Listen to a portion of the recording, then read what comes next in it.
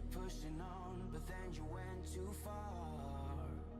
When your ship has sailed and all your dreams are lost, everything is wrong, you feel like it's your fault. Just remember, I will be there for you, baby. Remember, there's nothing out there to get you, don't forget it. When life throws lemons, just call me. Just call me. Just call me.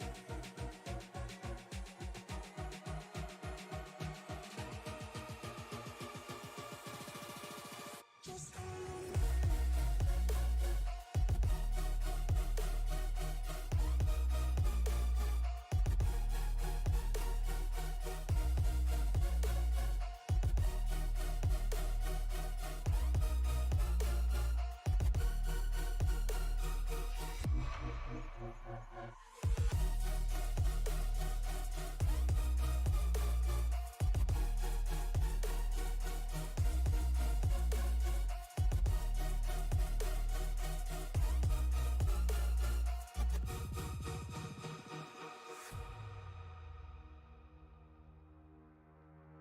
You're stronger now than you ever been.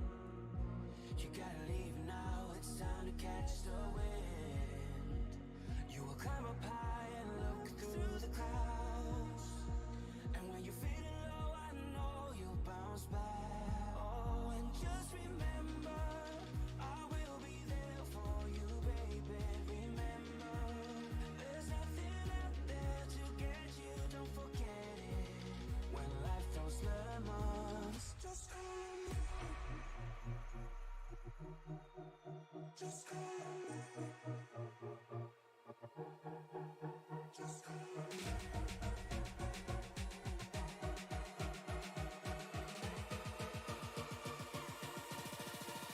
Just call me.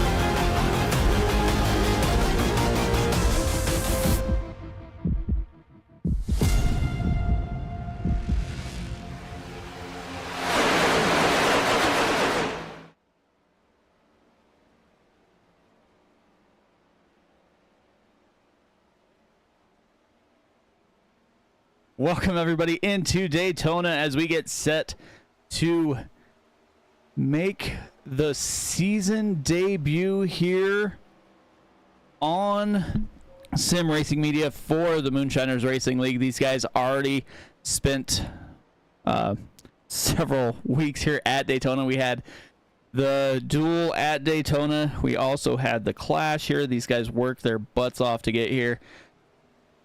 So we will get them set. They're already qualified and set in the grid. I am Mike Damoni up in the booth. Joining with me is Daniel Paulus. How is it going, Daniel? Going pretty good. What about you, Mike? Oh, not bad. Just getting ready for this race. Can't hold the excitement. These guys have put on a show the last couple times we've seen them out on track. But we'll bring up the starting grid here as these guys are just wrapping up their warm-up session before they get going. So we're going to go ahead and go through. Row 1 is Brandon Bikey and Randy Mullins. Then you go back to Alex Coffey and Kenny Coppola in row 2. Row 3 is Nigel Christensen and Tim Ortman Jr. We got Paul Gallimore and Derek Jacobs in row 4. Row 5 is Hunter Carmichael and Jeff Taylor.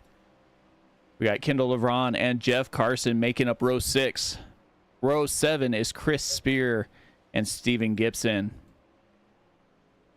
We got Aaron Matthews and Ryan Huff in row 8. Row 9, Matt Metler and Shane Davis. Got Chris James and Darren Mullins in row 10. Row 11, Jared Clark and Terry Atwood. Row 12 is Nick King and Kyle Holden.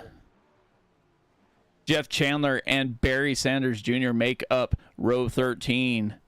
Row 14 is Warren Young and Jamison Middlemiss. Row 15, John Bender and Chad Sullivan. Jordan Schmitz and Dean Motley make up row 16. Row 17 is Blaine Wilson and Justin Bellamonte. Darren Mills and Nick Atwood make up row 18.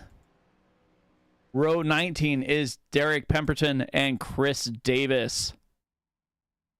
We've got Blaine Woodruff and Ed Boyles in row 20. Row 21, Matt Mackin and Paul Whitley. Starting shotgun on the field is going to be Caden Nofree. So that is where they start. Daniel, what do you think we can look forward to in this race here as they get down in their cars on the grid? Oh, well, let me just tell you, it's Daytona. Anything could happen here. We can have the big one. We can have a long green flag run. We don't know yet. But for me, what my expectations are going into this race is we're probably going to see a few cautions. You're going to see the draft come into play.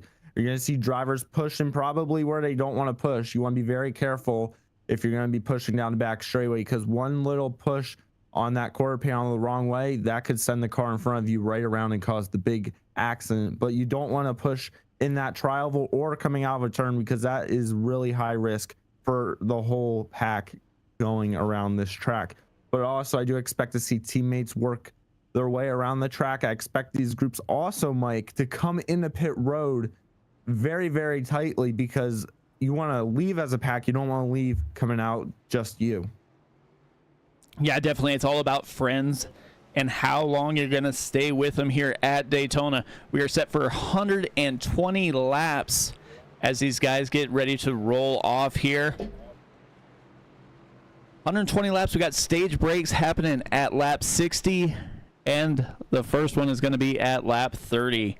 So these guys are racing for points. They do get stage points. The winner of the stage gets a playoff point.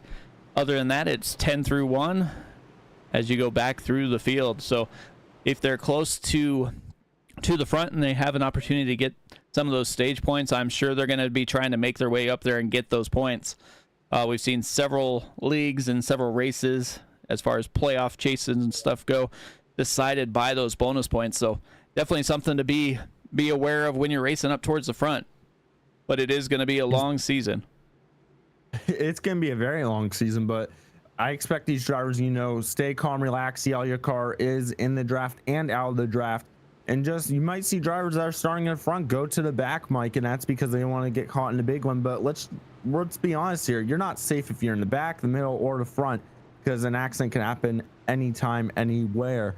But when the stages are coming around and we're getting to the final laps, getting towards the end of the stage, you're going to see these drivers go maybe 3, possibly 4 wide if we are lucky. But that's not a big enough track to do that here. Probably going to see 3 wide action and a lot of aggression getting towards the end of those stages. Yeah, like I said, if you're towards the front and you're able to fight your way to get some of those stage points, that's definitely going to be something you want to do. But you're sitting here trying just to log laps, get as much getting through as much laps as you can with the least amount of damage as they get ready to turn those pace lights out on the pace car. 1 lap to go before we get under green here in the Moonshiners Racing League. The Brandon Bikey and Randy Mullins leading them down here. One driver to kind of watch out for, I'm going to say, is back towards the back to 29 of Chris Davis. I believe he was the one that did come through and win the clash when we were here the first week. But see how fast he can work through the field from the back. Well, we're going to see drivers that are you're going to see the aggressive pushers always be up towards the front. That's what always happens here on these plate tracks and these drafting style tracks. But, you know, for some of these drivers, they aren't a fan of super speedway racing. They're not as good as what some of these drivers might think, because there's drivers that are really good on road courses but not good on super speedways. There's drivers that are good on super speedways but not good on road courses. So you're going to see those drivers that are really good here be towards the front. But the one driver I do want to focus on, Mike, throughout the night is that one car of Brandon Bikey, because he has been very strong in the duels. He's been strong here before, so I expect him to be up towards the front for contending this win here tonight. Yeah, definitely somebody to look out for as we get ready to roll.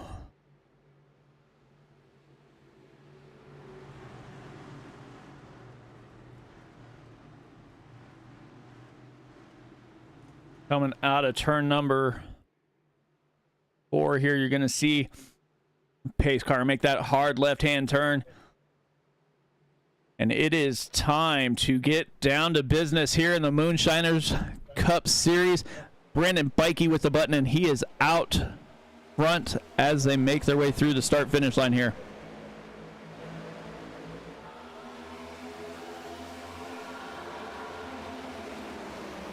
Kenny Coppola all over the back bumper there of Randy Mullins.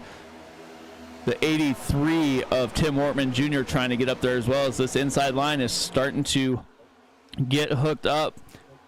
But the 2-car tandem of Mullins and Coppola is working pretty well with Wortman Jr. closing in. These drivers are going to figure out where their teammates are. They're going to figure out what line to use. And the more organized you are, the faster you're going to be, and that's going to allow you to get towards the front compared to the other line where they might not be as organized and a little spread out more apart. And we're dead even at the line here in the tri-oval, Mike. Yeah, they're dead even, side by side they go.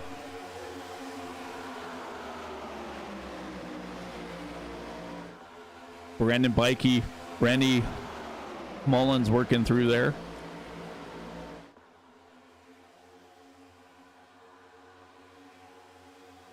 Drivers making their way down the back straightaway here.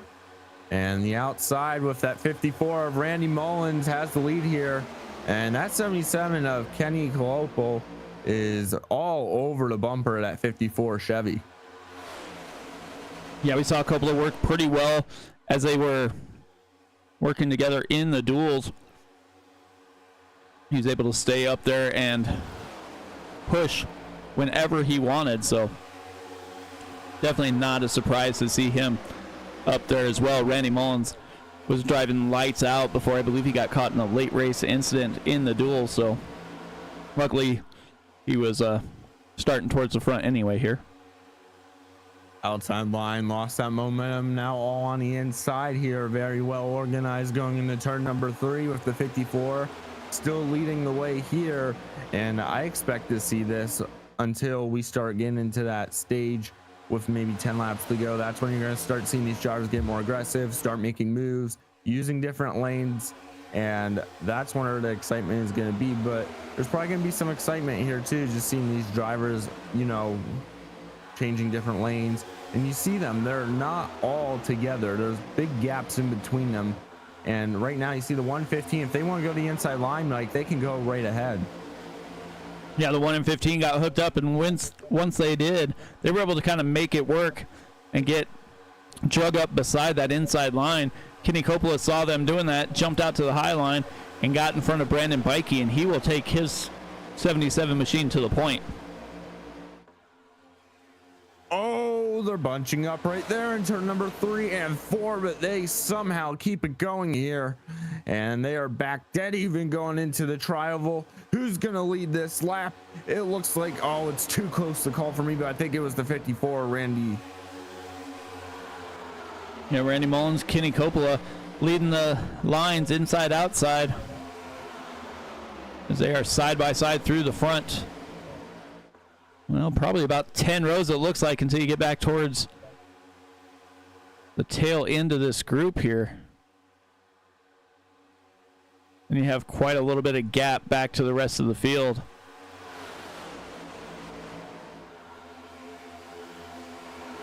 Inside line struggling just a little bit, but he's gonna get that push once again. You're gonna see this off and on all night, folks. You're gonna see these drivers lose their momentum, and then they're gonna get that push from their driver behind them to get back up towards the front. But some of these drivers, I don't even know how they are pushing and not somehow wrecking each other, because it's very, very hard, Mike, to push somebody on a drafting style track. They're going like 190 miles per hour around this super speedway.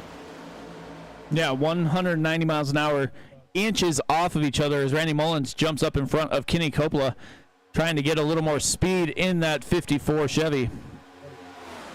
He goes to the high line. The 83 of Tim Wortman Jr. is leading the bottom line as Derek Jacobs giving him a shove with the 23 of Jeff Taylor back there as well. If you're the leader right now, you want to listen to your spotter, and you want to make sure you're checking that mirror all the time, because if they're too wide right behind you, you got to make a decision on what lane to block and where that run is coming, because I've seen drivers, Mike, where it's too late for those drivers to make that block and they end up wrecking themselves. So you got to be very careful here when coming to blocking. Yeah, you definitely want to be very careful when you're trying to block there, trying to figure out where you want to be.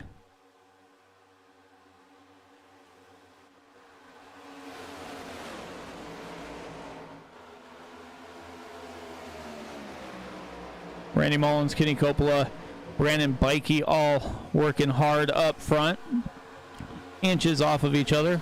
Bikey went back a little ways, got in that outside lane, got hooked up with Alex Coffey, and they were able to make their way up to the front. And that is currently running 3rd and 4th right now in that high lane.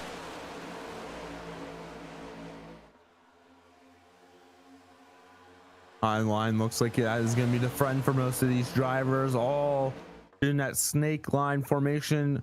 Typically we see that here at Daytona, and that inside line, they're going to have to get very well organized if they're going to want to get that run to the front. Might take a few laps, but we're going to see, is anybody going to drop down to the inside and get a line going? Nope, it looks like they're all going to stay on the top groove here. Yeah, I don't know.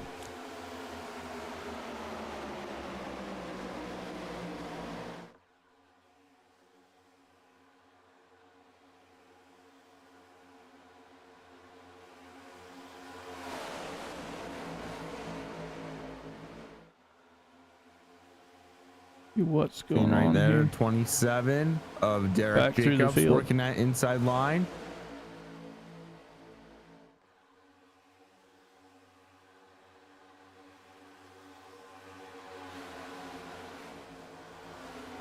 Looking further back in the pack here, you see drivers now falling back just a little bit, not in too terrible of a danger zone right now. They're probably just chilling out, relaxing. It's early on in this race. back up to the lead. 77 making aggressive moves here. He's gonna stay in second right now in that Monster Energy paint scheme. And here comes the 27 of Derek Jacobs to the inside.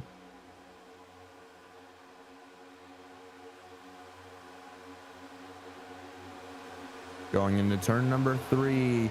The top 3 drivers all connected to each other. Very, very tight racing going on.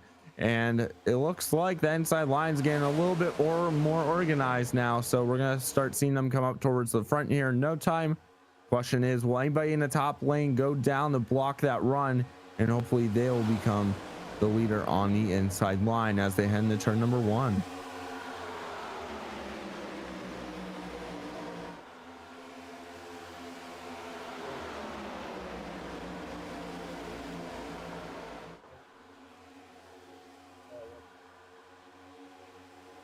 There goes the 24 of Nick King. He's gonna have to go to the inside line. He cannot get back up to the outside right now, and that's gonna allow that 27 to pull even more closer up to the front.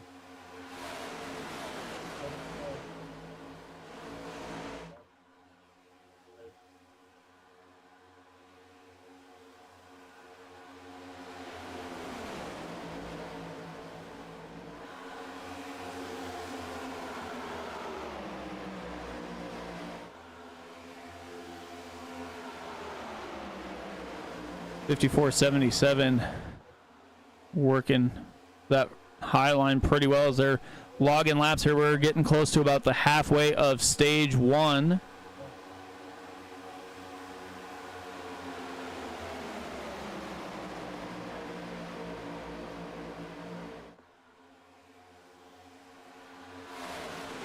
Everybody doing an excellent job not being too aggressive here.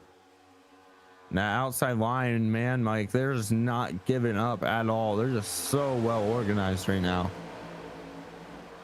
Yeah, they definitely are. Not sure what's going on with iRacing here, but hopefully it sorts itself out. Seeing more drivers going to that inside line. Here we go. They're going to be battling side by side here pretty soon as they head into turn number 3. Is the one going to peak low? He's looking. He is not. He's going to stay on that outside line.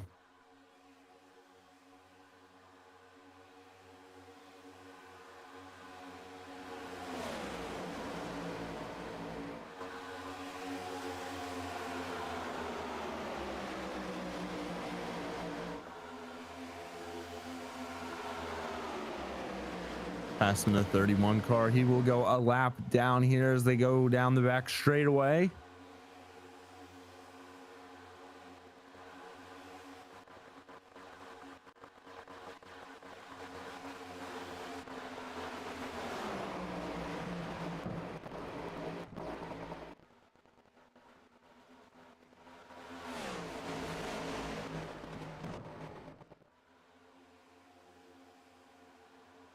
Drivers getting a little more dicey here, knowing that we're halfway in the first stage.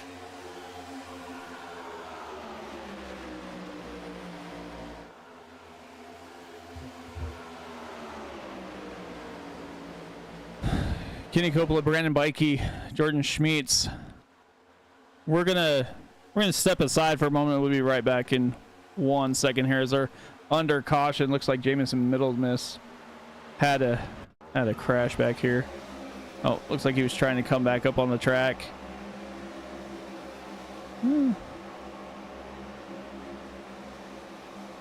Oh, gets a little bump there. Slides down in front, and that's gonna take the 16, the 01 around there.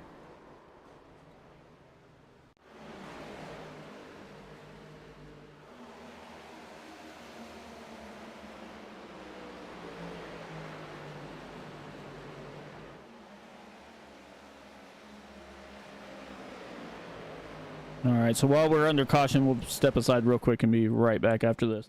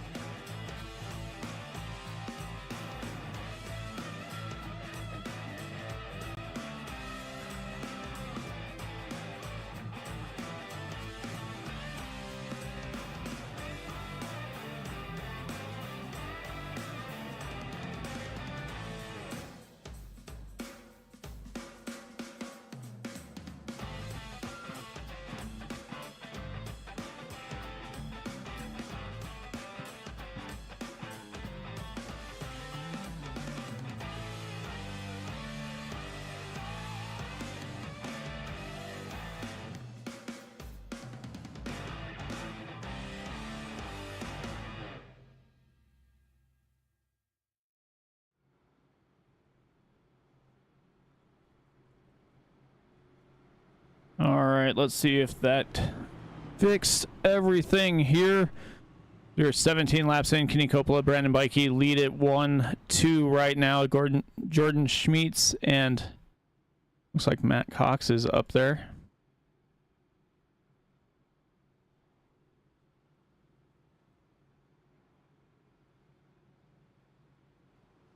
Let's see what we can do here.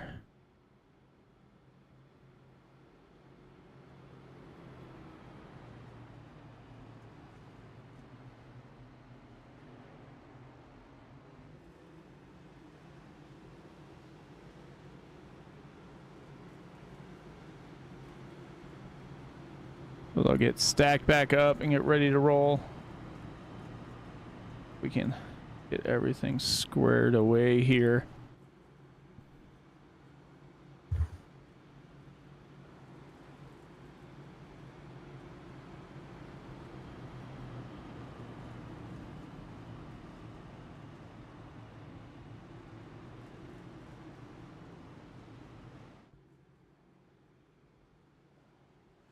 Head down the backstretch for the final time as they're stacked up.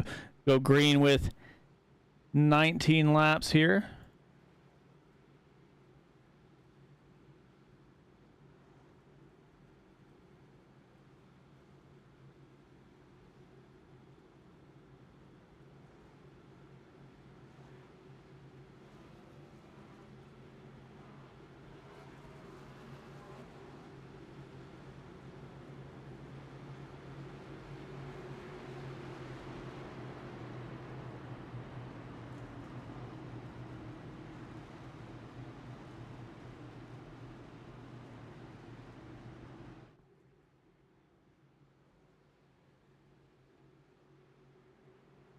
Kenny Coppola down on the inside. Brandon Bikey on the high side.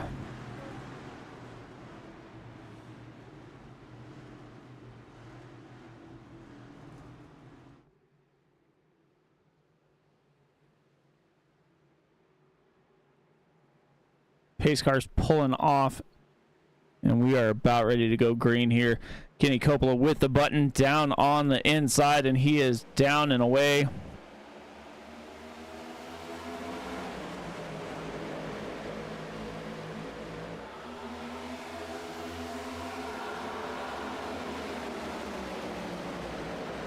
Mikey all over his back bumper, giving him a shove. If they can stay hooked up. Alex Coffey down on the inside. 14 of Matt Cox staying up high, trying to take advantage of some track position here.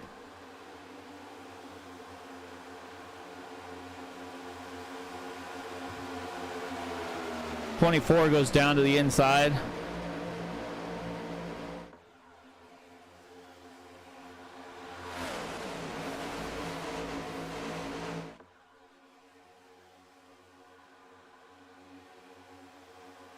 .24 leading the bottom side with Alex Coffey. Up front is still Coppola and Bikey.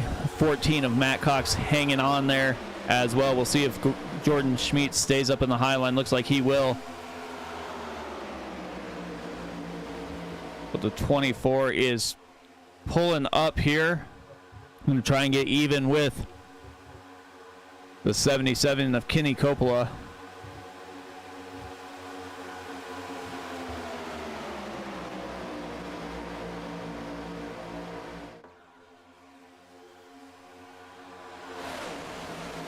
Side by side they go.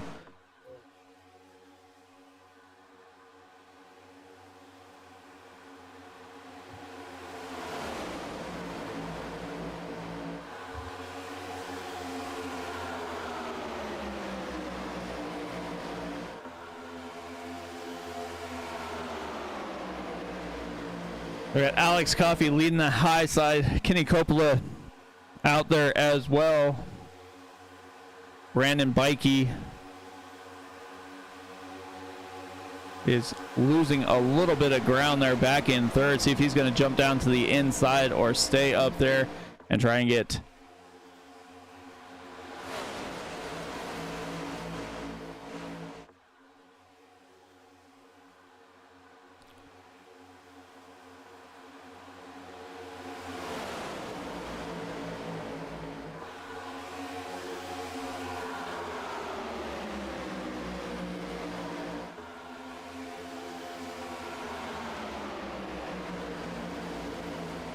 Not sure what's going on here with iRacing. Alex Coffey, Kenny Coppola. It's a 24 of Nick King leading that bottom lane.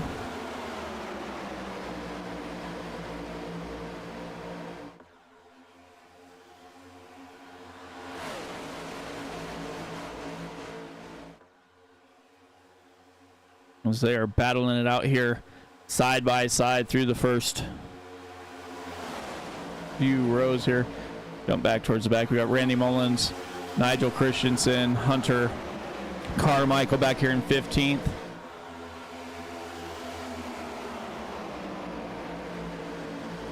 Chris James, Ed Boyles, Darren Mullins back towards the back as well. Nick King taking the lead on the bottom side.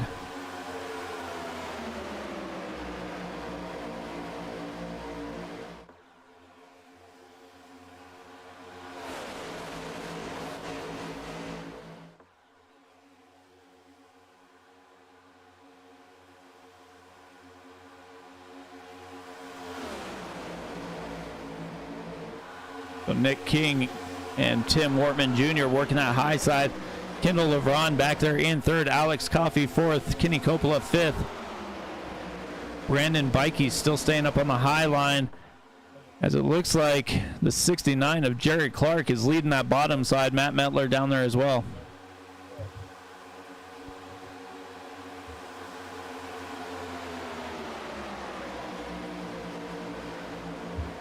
Now getting closer and closer here to the end of stage number one. Mike, I'm expecting to see some of these drivers. Maybe do they come down pit road and give up those stage points knowing that they have a second stage that they can go out and get those points? Or do you see drivers that are just going to finish the stage?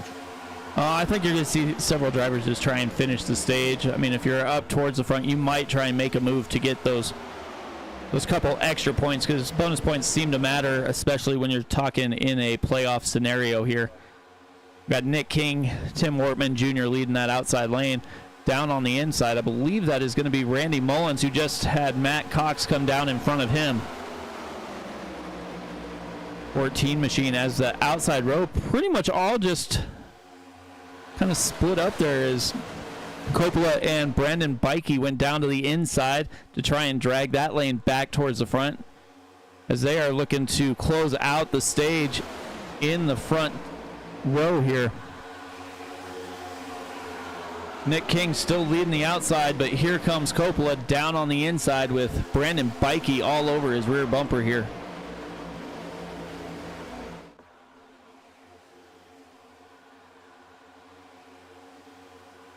Bikey gets a little loose, goes down to the inside, and it looks like he's going to lose that draft, maybe. Oh, as looked like he was going to lose the draft, but lucky for him, Jordan Schmitz came down and helped him up.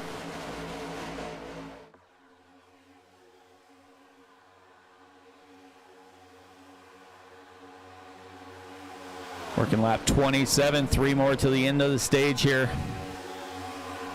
You see Alex Coffey go down to the inside. He's going to try and pull himself up towards the front, looking to get a stage win here in the Daytona opener.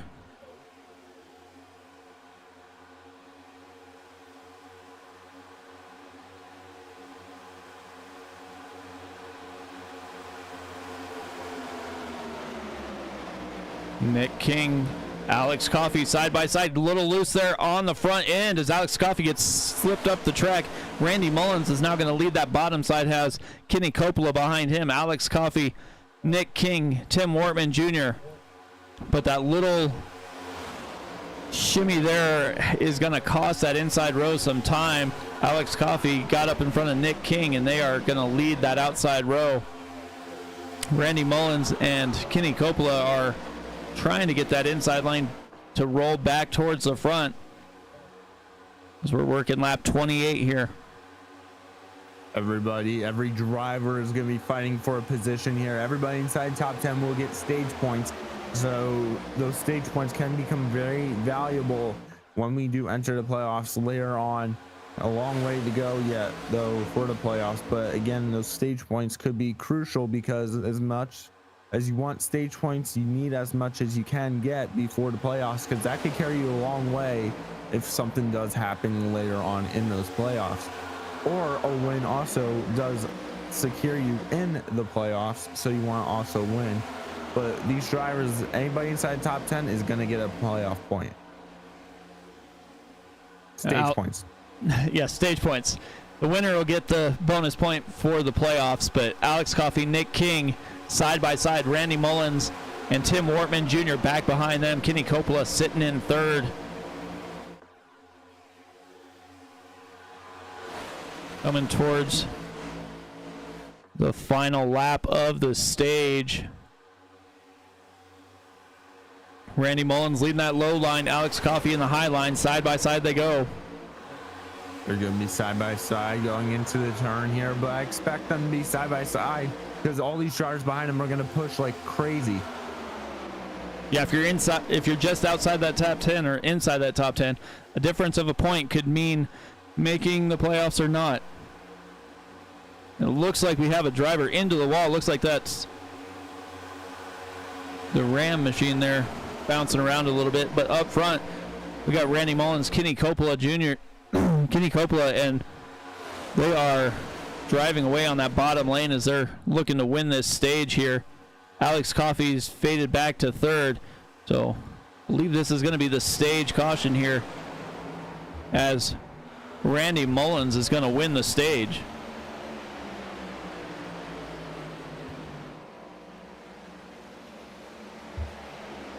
Stage one now over, and Mike, that went pretty fast, but now this stage is gonna end here.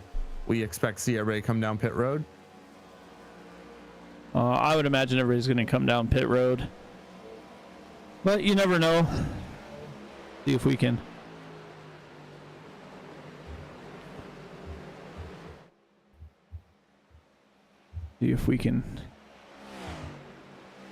get this going here.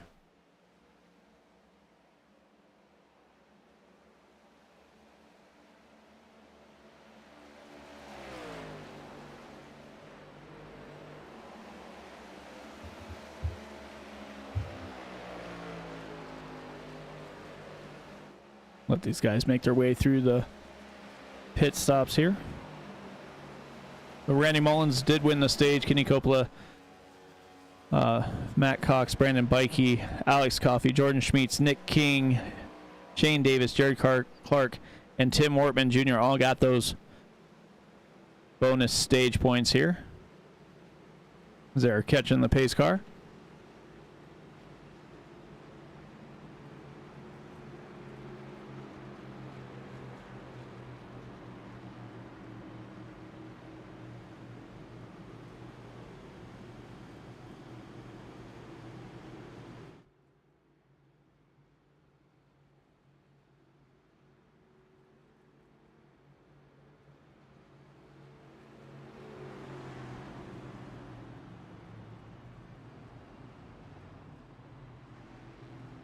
Let these guys make their pit stops, then we'll see if we can get the stage winner, Randy Mullins, up here in the booth here in a minute.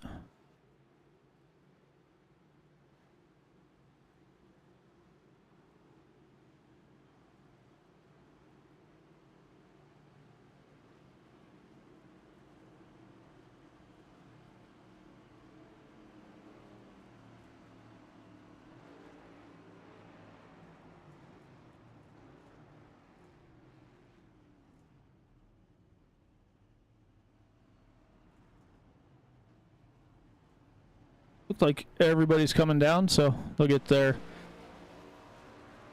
4 fresh tires and full of fuel here. Randy Mullins beats Blaine Woodruff off of pit lane there.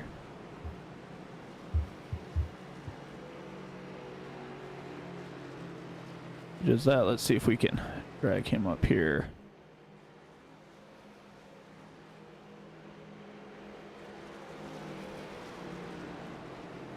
Hey Randy, Mike up in the booth, you got a copy? Yes sir, go ahead.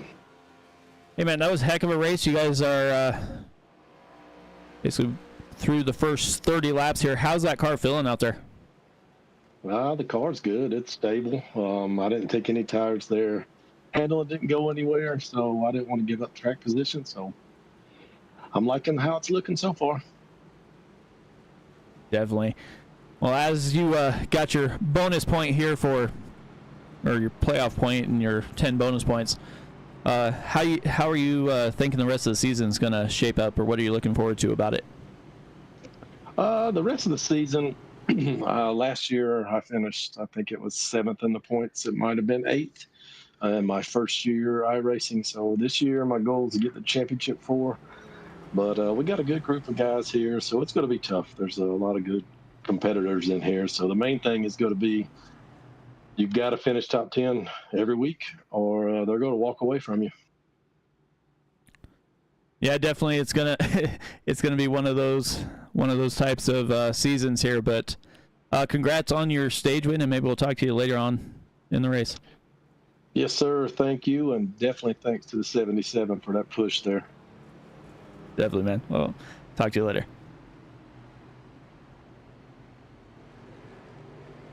All right. So they will get stacked back up here as the lights are getting ready to go out on the pace car.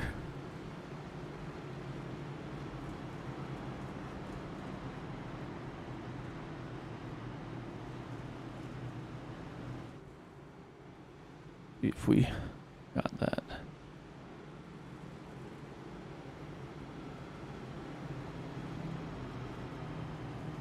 Everything's situated here. So as they restart, it looks like Randy Mullins is going to take the inside lane. Jordan Schmitz on the high side. Brandon Bikey back behind Mullins with Nick King in the outside row. Chris Davis and Alex Coffey make up the third row. Kendall LeBron and Darren Mullins back there as well. Looks like Kenny Coppola spent a little extra time on pit lane. Lost a little bit of track position, but that 77 machine has been a push-in machine all night, so look forward to him getting back behind somebody and pushing that line towards the front.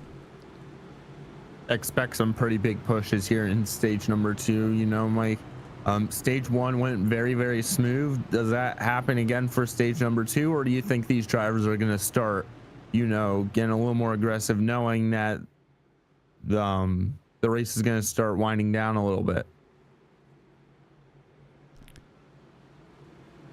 I think this next stage, they kind of know what they have after the first stage. They know kind of where they want to be and who their friends are. So we'll see if they're going to take a little stroll here and get these next 25 laps in the books, and then turn up the heat when we get towards the end. Randy Mullins with the button as pace car turns in, and he is down and away. Gets out a little bit further than I think you would like on that bottom side. The high side is hooked up pretty well. You have Nick King on the back bumper of Brandon Bikey, but Bikey's down on the inside lane, flying by the 4 of Jordan Schmitz here.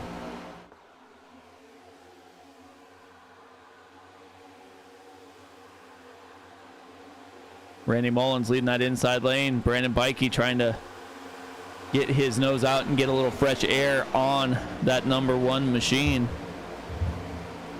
The driver I said to watch out for is up into 3rd. That's Chris Davis. Bikey jumps to the high side. Kind of stuck out all by himself as Davis jumps up and goes with him just in front of Jordan Schmitz here.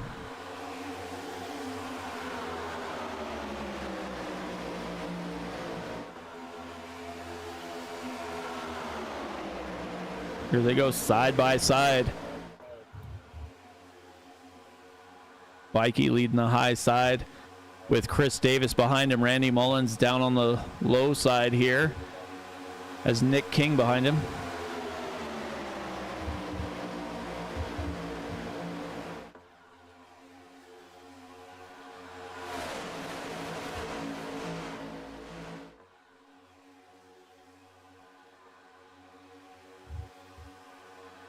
So Brandon Bikey still hanging out on the point.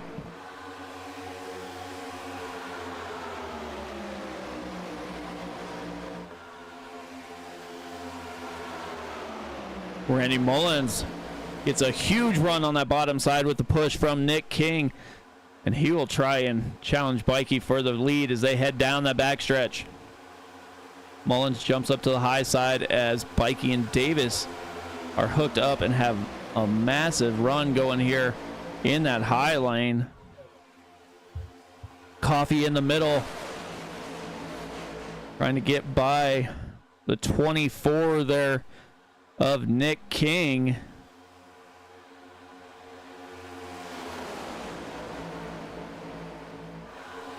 And it looks like Darren Mullins got stuck in the sucker hole, and he is going towards the back now. You see these guys bouncing around. Mullins going towards the back.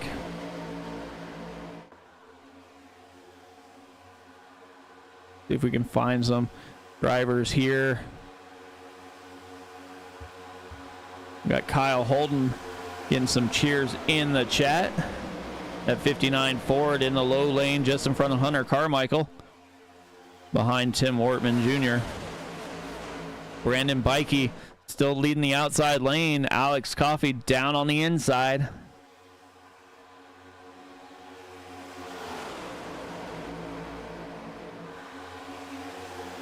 We're completing lap 39 here. Coffey trying to get pushed to the front, side by side with Bikey.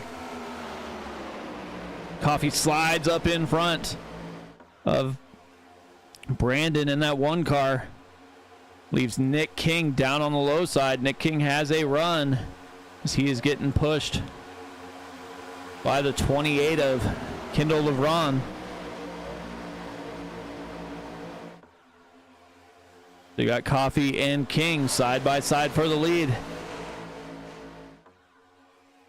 Great battles going on throughout this whole race, and a lot of these drivers are being a little more aggressive, as I'm seeing here in stage number 2, Mike. And one little mistake could cause a big wreck here, so we're gonna have to be very, very careful here. Yeah, these guys are bouncing around. You saw the aggressive move Alex Coffey made to get in front of Brandon Bikey there. Just slid up right in front of him. Took the air right off that nose.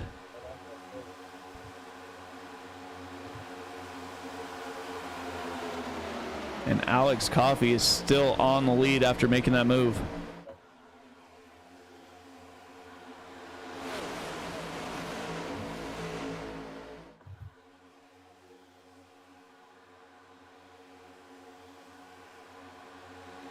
King and Coffey side by side. Bikey all over the back bumper there of Alex Coffey.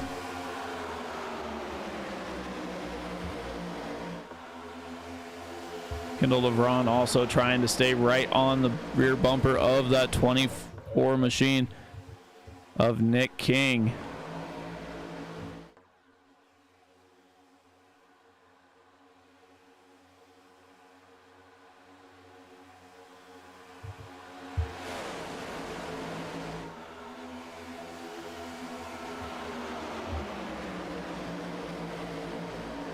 Now Coffey and Bikey working together here.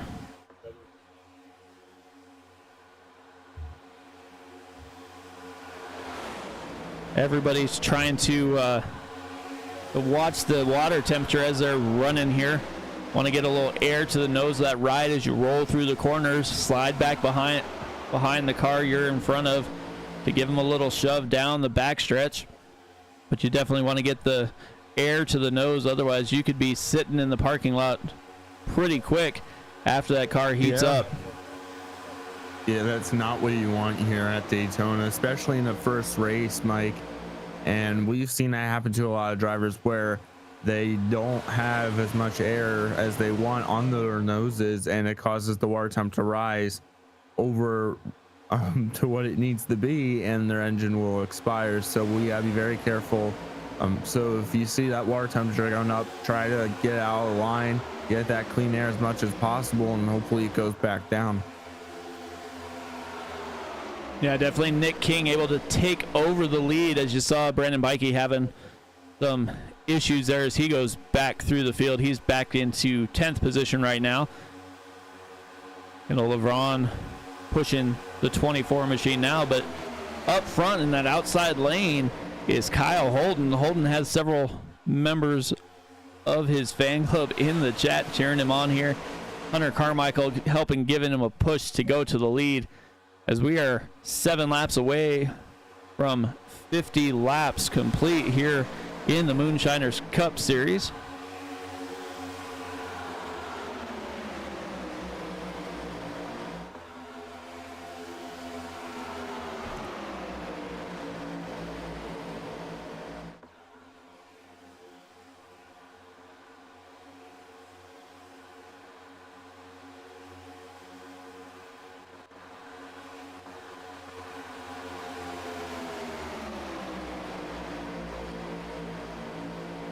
And here we go again. Kendall LeBron trying to push Nick King back to the front. 83 of Tim Wortman Jr. down on the inside, sitting P3 right now. Kyle Holden and Hunter Carmichael still hanging in that outside lane, with Nigel Christensen trying to make his way up there as well. Alex Coffey in front of Brandon Bikey there.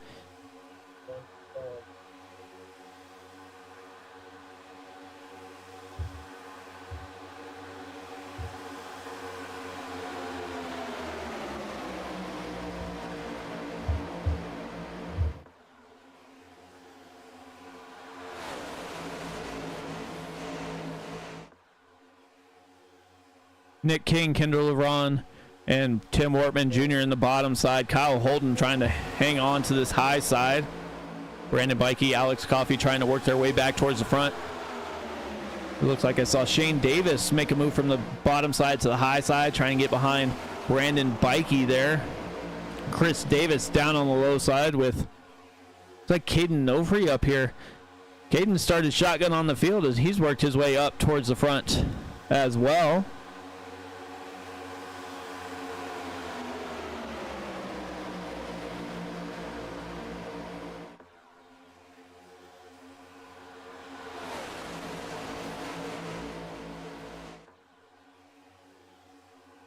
But Nick King, Kendall LeBron, Kyle Holden still is. Bikey goes into the middle, and he's going to lose wholesale positions here as he's able to slide back into line here. Back looks like behind, just behind Darren Mullins there.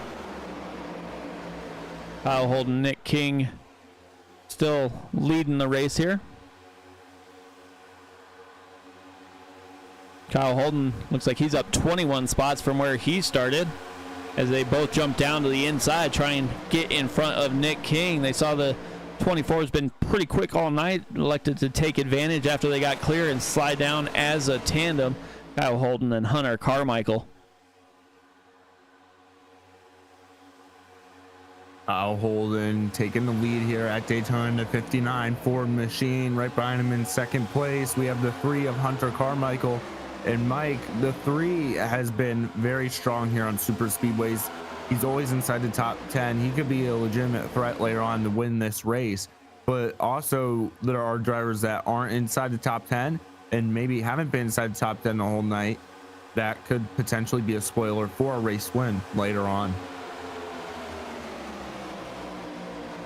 Yeah, you definitely never know what's going to happen, as it looks like Shane Davis is working the high side. Jumped up a few spots there as he's able to work his way through the field. Another guy on his way back towards the front is the 77 Toyota of Kenny Coppola. Coppola's been one of the stronger pushers of the night. He's behind Jordan Schmitz here. See if he's going to hook up and maybe try and make a third line work towards the end of the race. As you saw, looked like the 59 might have came down to the inside there, trying to get a little more speed in that Ford machine there. Slides in behind the 17 of Nigel Christensen, and Holden and Christensen on the move now with Hunter Carmichael there. Now these drivers do have a feel of who's racing around them, who's wearing who, and why they're pushing. But if you are a driver and you don't trust somebody pushing you, that is your key clue to probably move out of the way or try to figure something out so you don't end up in a wreck. But a lot of these drivers are great at pushing here on super speedways, and that's what you want. You want a strong drafting partner, a strong pushing partner that can push you towards the front and keep you guys in the front. Yeah, you definitely want to stay up towards the front. You want to avoid any jumping around, switching lanes with some late calls here. Because it looks like Alex Coffey's still leading that outside line, but it is going backwards in a hurry. It doesn't look like they're all lined up like they were at the beginning of the run here.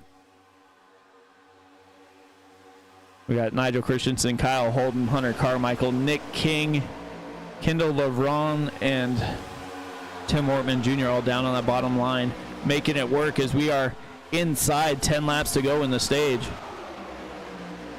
Yeah, it doesn't look like that outside line has the momentum right now. It looks like it's just all on the inside, and that's because they're very, very well organized right now. And if you are trying to get stage points and you didn't get stage points in stage 1, you're going to want to try to get inside the top 10 here for stage 2 to get those stage points. So I expect to see some drivers maybe try different lines. Possibly we might see something that's out of the ordinary that we might not see, because, you know, we could see them single file right now on that inside line, but when that outside line starts going, like, you're going to see other drivers from that inside try to go up to the outside to become the leader on that outside to potentially get that stage win. Yeah, it's all going to be a matter of when do you want to try and slide up to that high side. You can see the 24 of Nick King. He keeps kind of looking out there, sticking his nose out just a little bit. You'll see if he's going to be able to get a run here with the 28 of Kendall LeBron pushing him. See if they're going to jump out to the high side and make a run towards the front. Got the 14 of Matt Cox out in the high line, leading it right now. It doesn't look like anybody's thinking about making the run just yet here. We give it a few more laps before you start seeing drivers move to the outside line if that run does start to come. So I expect that to happen within the next 2-3 laps. Yeah, definitely see what anybody's going to have here. As it looks like you get somebody trying to push it 3 wide to the outside there. There's a couple cars behind Davis there. It looks like it might be the 18 of Blaine Clark or Blaine Wilson there. Nigel Christensen still leading the race. Matt Cox trying to make his way towards the front in that high lane as that outside lane has got organized, and now they are definitely on the move towards the front. Alex Coffey pushing for all he can on the back of that 14. You can see him sliding up and down the bumper, rubbing it as much as he can. Luckily not quite a bad push, but Coffey has to get out of the way, and we are almost wrecking back behind here. Kenny Coppola involved. The 12 of Chris James involved as well.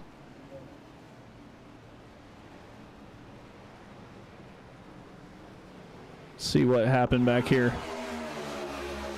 Got a check up there.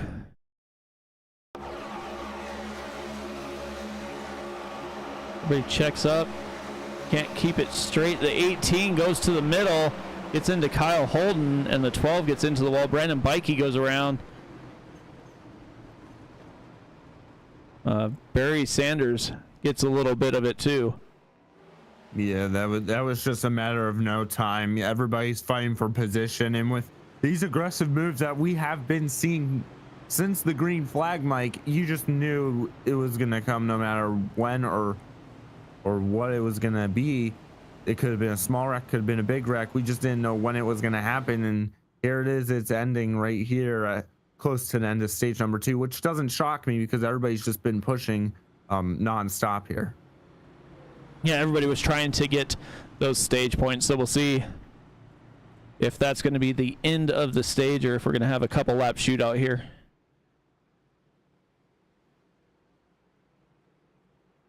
See if the lights go out pretty quick or if they're going to.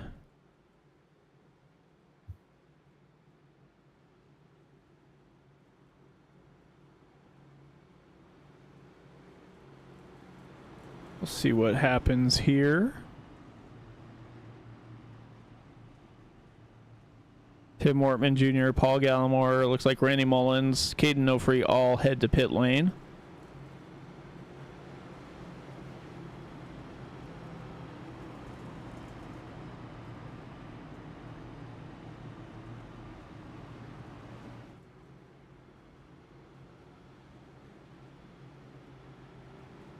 See if they're gonna. Goes the lucky dog going by.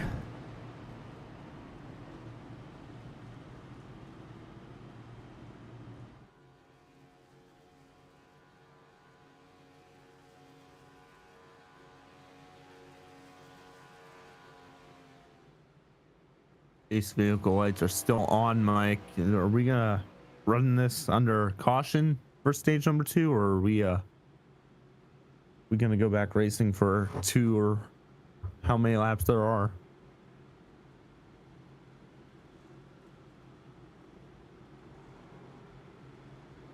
Here.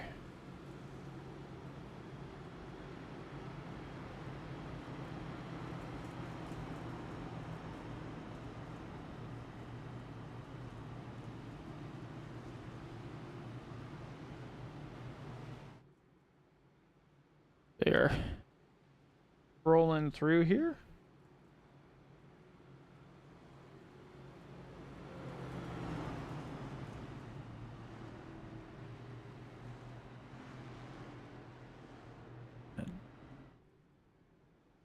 Like we'll have basically a green white checker for the stage, so they should get a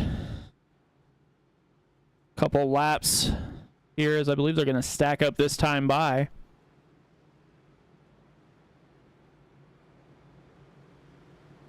Lights are out on the pace car, so it'll be a pretty quick green white checker here for the stage win.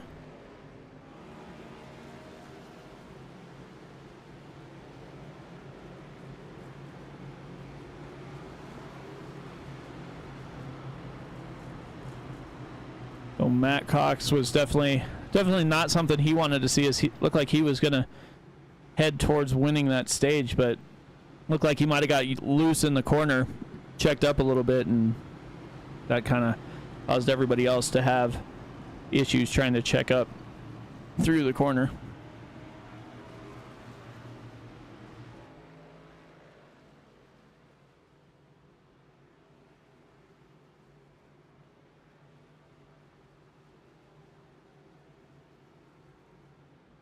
And it looks like we do have a few drivers that have checked out. Looks like Matt Mackin called it a night. Derek Pemberton also out. Looks like Kenny Coppola is still on pit lane trying to get fixed up. Jeff Chandler looks like he's out. So we started the race with 43 cars. And we have 39, looks like, on the lead lap.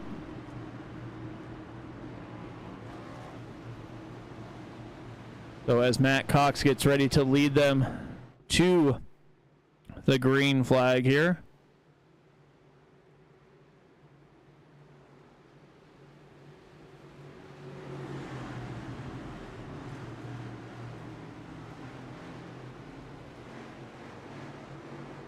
Headed down the backstretch for the final time under caution, coming to pit lane. Pace car is in. Matt Cox with the button as he rolls through the Geico restart zone. He gets about halfway and he is down and away. Looks like he's going to slide up immediately and get up in front of Shane Davis. So they will hook up as they head down into turn number 1 here. Got Alex Coffey back behind them. Jordan Schmitz and Nigel Christensen down on the low side.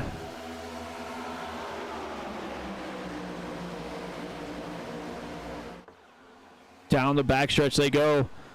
Matt Cox and Shane Davis leads the outside. Jordan Schmitz down on the inside. And it looks like Kyle Holden is trying to get down in front of Hunter Carmichael and just won't be able to, as he is right in the middle right now. Slides back up in front of the 18 machine of Blaine Wilson there. Blaine Wilson, the driver that got forced to the middle as everybody was checking up. Matt Cox leading the high side. Looks like Alex Coffey might be thinking pushing it 3 wide here in the middle if anybody wants to go with him.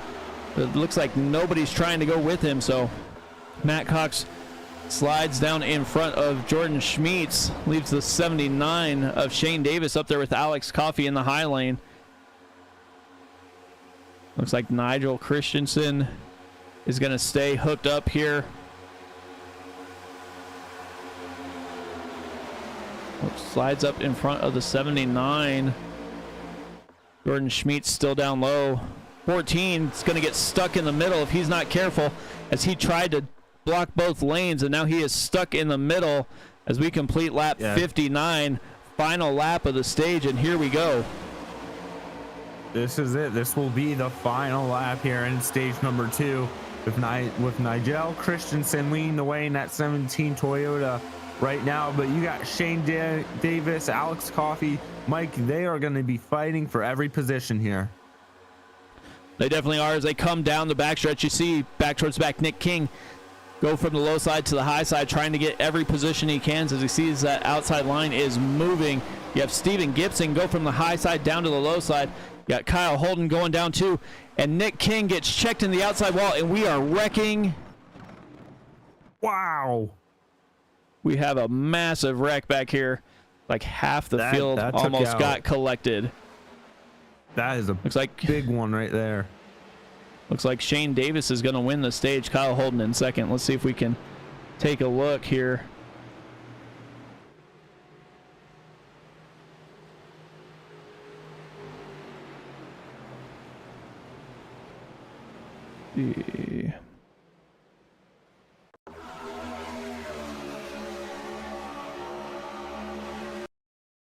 Take a look here as they get rolling. Little checkup there. Oh, Coffee sent the 24 off, and then everybody.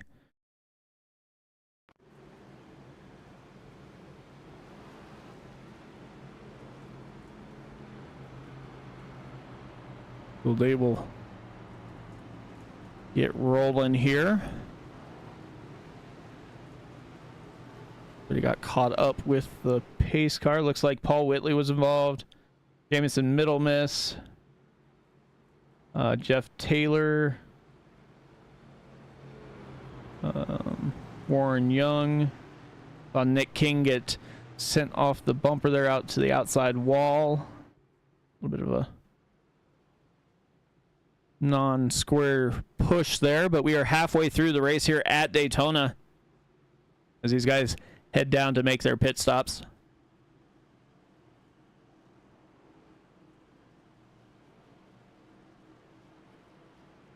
Well, that was an exciting finish for stage number 2.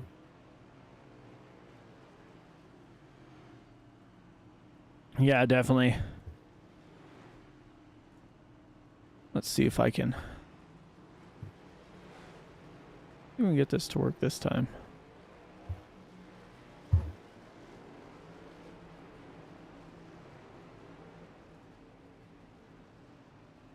We can get Shane up here.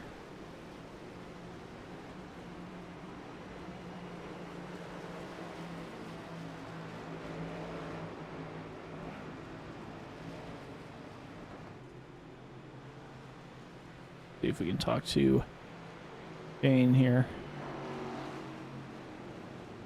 Hey Shane, Mike up in the booth. How's it going? Good. How's it going, guys? Well, not too bad. You guys are definitely trying to put on a show here tonight.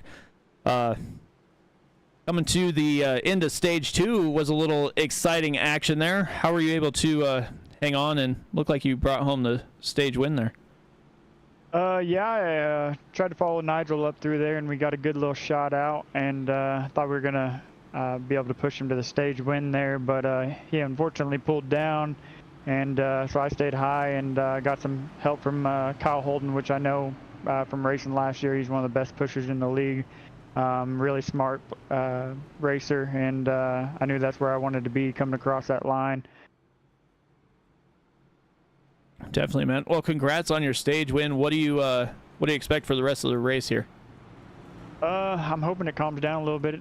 Stages always bring a little bit of anxiety up and get people on their feet. As we can see, you know, quite a few cars got damaged here. So I've got a lot of teammates with damage right now. So I'm hoping to get together with some clean cars here and make some clean pit stops. And hopefully we can get broke away here in this pit stops.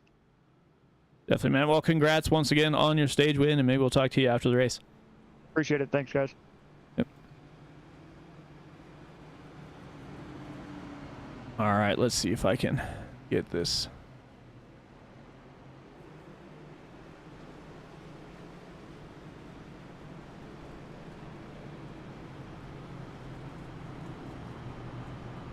All right, so that was our stage 2 winner. So we had all the fun and excitement, 30 laps at a time here in the Moonshiners Cup Series. We're going to see what we can do once they get turned loose once again here, as we are over halfway. And it looks like we'll have one more pit stop to make here. We got Chad Sullivan and Aaron Matthews leading the race here as they're going to come to the green flag for the final segment of this race.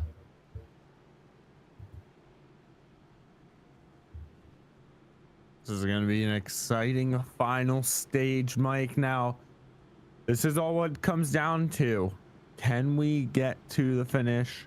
Who's going to win this race? I have no idea because the pushes have been crazy. We've seen big ones already, and I'm sure I'm expecting more of that in this final stage. So, I mean, there's a lot of guys up here that we haven't talked about. Like, look at the 5 car of Aaron Matthews, Chad Sullivan, Barry Sanders. We haven't seen these guys up front for most of the stage 1 or stage 2. So these guys have a really good shot at it on this start. They just got to control the field here and see what happens.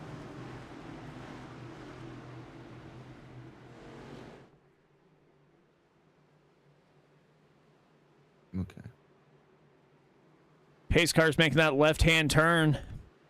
Down pit lane, Aaron Matthews, Chad Sullivan lead them on down as they get going. Looks like Barry Sanders had a huge push there for Aaron Matthews as he was trying to get out to the front. Head into turn number 1. Line. Look at that inside line, very well organized here. That's the 588 and 43 on the inside. And the 43, man, he's really showing what he could do here inside the top 10 right now, but that outside line ain't going to go anywhere with that big gap there. And you see multiple drivers now going to that outside line. That's going to hurt that inside because they're going to lose a little bit of momentum. Yeah, a little bit. They saw the gap and they elected to go up there, see if they could get a little more speed in their rides in that high line. We see Aaron Matthews, Chad Sullivan working pretty hard on the front end here.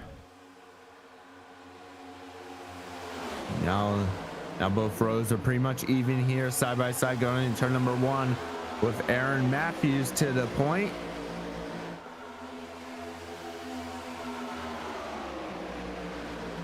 Chad Sullivan, Aaron Matthews not giving each other an inch as they're racing side by side. These restarts are definitely something to watch.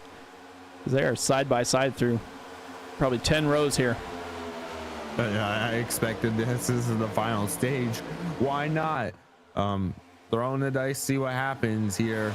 And you've seen drivers changing different lanes and whatnot, and very aggressive pushing going on. You see right there the outside line just struggling a little bit, and the more drivers are on that inside right now, the more drivers you have, Mike, the better off you're going to be. Yeah, if you can get a group of drivers and they all basically run the same line except for in the corners, because the corners you definitely want to slide out and get a little air on the engine to cool it down a little bit.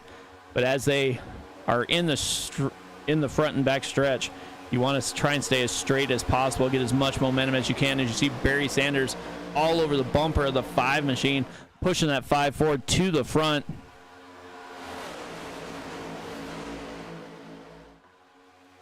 Now, if I was the leader of Aaron Matthews in that 5, I would be looking in my rearview mirror and making sure that outside line doesn't get that run to get that lead away from you. So If you're gonna have to go block, you're gonna have to do it very, very quick.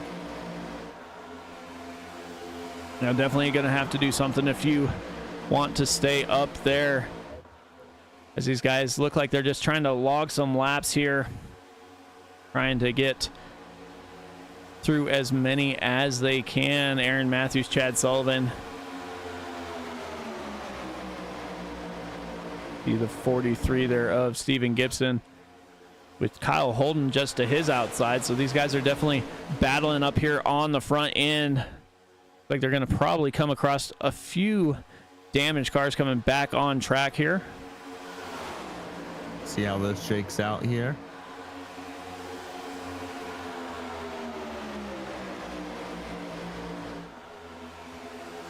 Oh, looks like we're going 3 wide here with the 64 of Darren Mullins.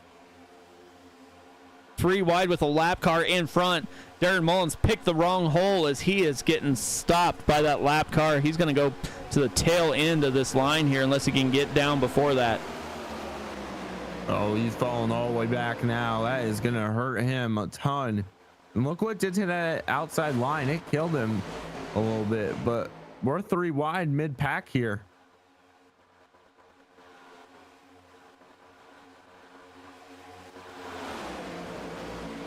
Not sure what just is happening here.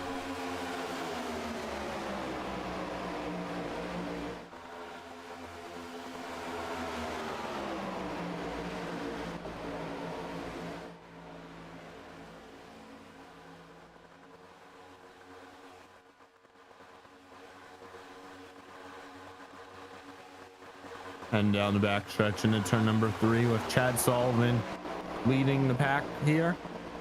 Right behind him is the 59 of Kyle Holden.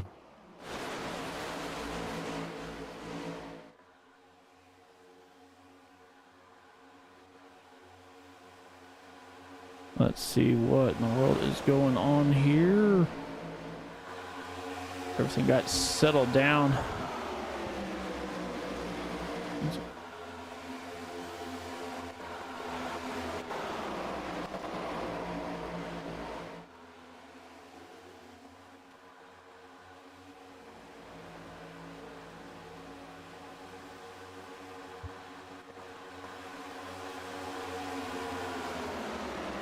Got Chad Sullivan, Alex Coffey working their way through the field here.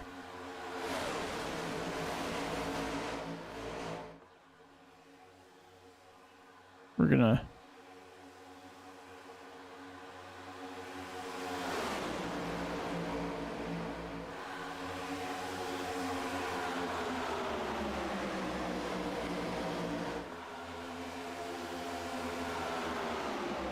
Chad Sullivan, Alex Coffey. Paul Gallimore is making his way up. Haven't really talked about him much today.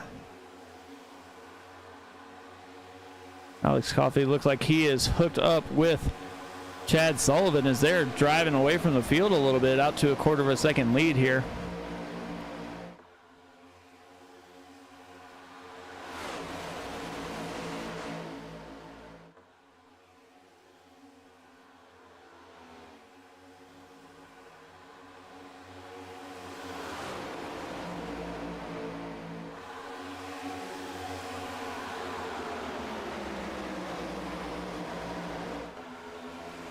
They're starting to stack up. You see Paul Gallimore go to the high side as he saw a gap forming there with the 19 of Nicholas Atwood. Kyle Holden leading that bottom lane, it looks like now. Oh, just behind, like Jeff Carson was leading that bottom lane as Paul Gallimore goes down. As the 9 gets a little loose, bounces up and down the track there. And as they do that, coming up on another lapped car here. See if he's going to be able to get down out of the way. Looks like he will. Chad Sullivan, Alex Coffey starting to push away once again here.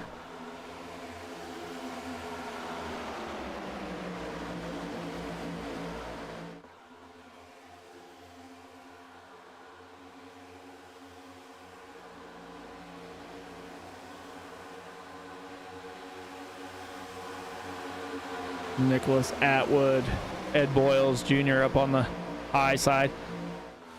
Blaine Woodruff in that 71 machine leading the bottom lane with Paul Gallimore down behind him.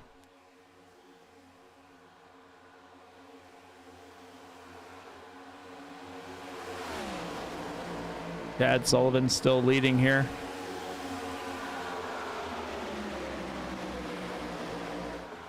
We're going to let these guys run while we take a little break here. Whoa, as we were going to do that, looks like Shane Davis got a little loose around the lap car. We're going to let these guys run here, and we're going to step aside for a moment. He won't miss anything. We'll be back after this.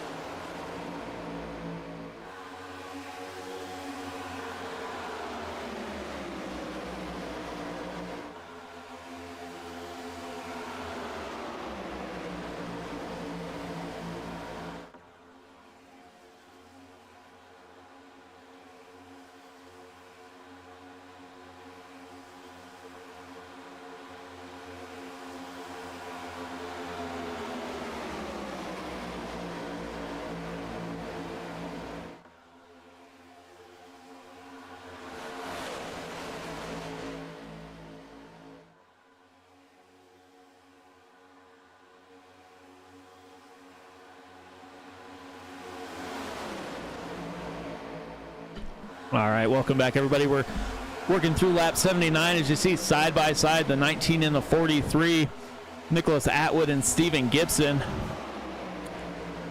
As Gibson is making a run here, looks like UPS drivers pulling down behind, and that would be Ryan Huff, it looked like.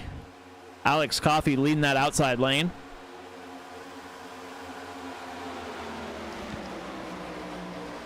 Blaine Wilson trying to give him a shove. As we see these three drivers, Coffey, Wilson, and Christensen, taking control of that outside lane from Chad Sullivan there. Chad Sullivan was leading the outside lane for quite a while.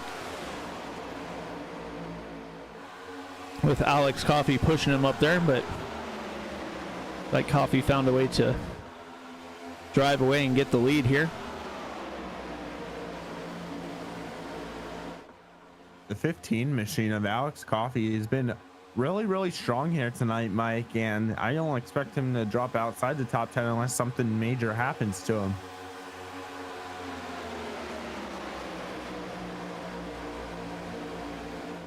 Yeah, definitely.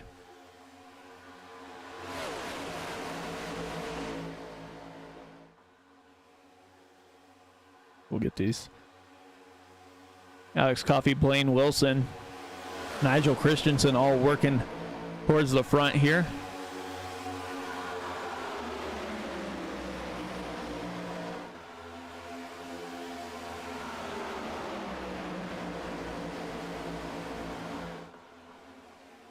See if we can get this out here.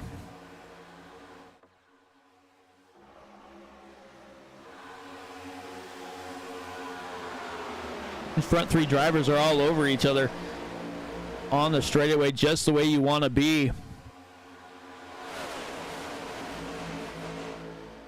Looks like Kane Lee blew up his engine, as we were kind of talking about it earlier in the race here. You overheat, and there goes your engine.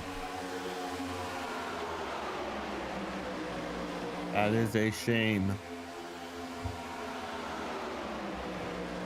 But Alex Coffey still leading. Blaine Wilson giving him a little gap there as he settles down and is going to roll on up to the rear bumper here of Alex Coffey. You can see him just let him go through the corner, and then watch this closing speed as he gets back to the rear bumper as they come on corner exit. Down the backstretch they go. Give him another little shove there. Watch that inside line. Daniel Mullins leading that inside line. Got a little bump there from I think it was from Alex Coffey. Sent him up towards the wall, wound up in the third lane, went backwards towards the end of the lead pack, and now he is leading that bottom side once again here. And the inside line is again very well organized. They're going to have the momentum going into turn number 3 here. Is anybody from the top lane going to come down the block?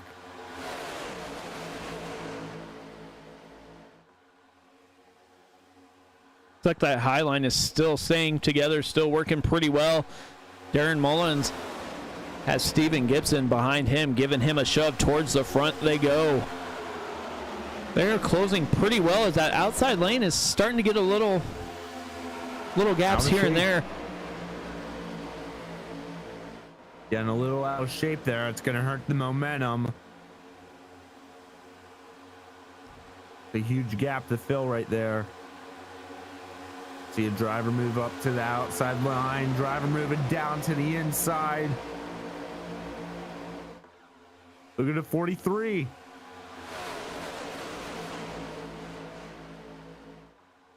Steven Gibson goes up to the high side, going to try and get a run here as well. Alex Coffey, Blaine Wilson, Nigel Christensen, and Chad Sullivan. First 4 in the top row here. Like Coffey and Wilson are working pretty well together. 21 of Chad Sullivan was thinking about going down to the bottom side, but he's staying up high. We'll see if anybody elects to jump down and go with Darren Mullins, as he is leading that bottom line pretty well here. Looks like Steven Gibson gonna pull down in front. Oh, wow. Almost a little too late there. Luckily, it looked like Mullins pulled up just a bit, as he has Barry Sanders all over his rear bumper as well. You're gonna see these guys as everybody's headed down pit lane. Slow it down there. Slow it.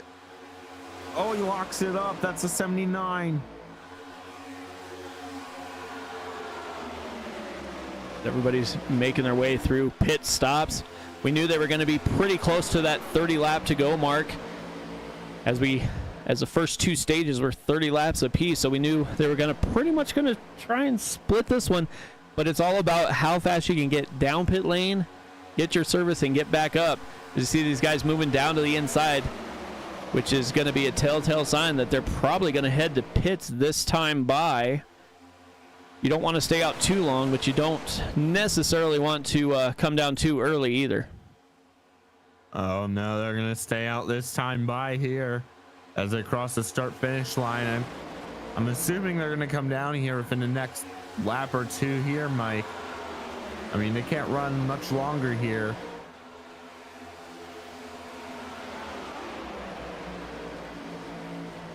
They definitely single filed out, and this is where the strategy is going to come into play. We see it happen at super speedways all the time. These guys sit there and they line up, you know, double file for most of the race. Then you go to make pit stops, and then all of a sudden it's a single file race, and it's all about who gets the run at towards the end of this race. Everybody's going to make their pit stop, log a few laps, and then see what happens. When these pit stops do occur for this group, watch how close they are to each other, and you certainly don't want to get caught speeding off or in pit road, because that will jeopardize your chance on where you're going to finish. And you don't want to be coming out late on your pit stop either, because if everybody else left and you're a single car, Mike, you're in deep trouble unless a caution comes out. Yeah, you don't want to be a single car. You don't necessarily want to be just a pair of you either, as you get 5 or 6 cars that are hooked up and get that line going together. They are way faster than those 2-car tandems that we see. You've seen it time and time again at Daytona. And they're still not going to come back into pit road yet.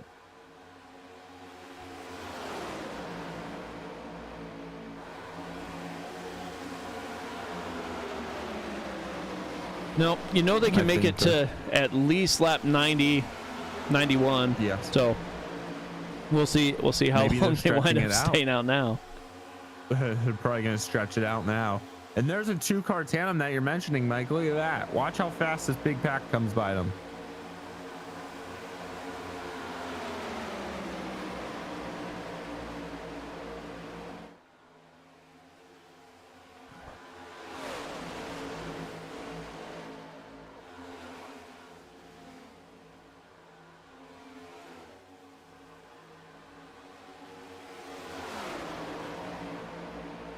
Yeah, they're closing in with every lap here. Let's see if we can go to the nose here of Alex Coffey. We'll see if he's going to come down pit lane this time, but you can just see how much faster they're closing in on these 2-car tandems here. See if we can find them on track here. Them up pretty fast.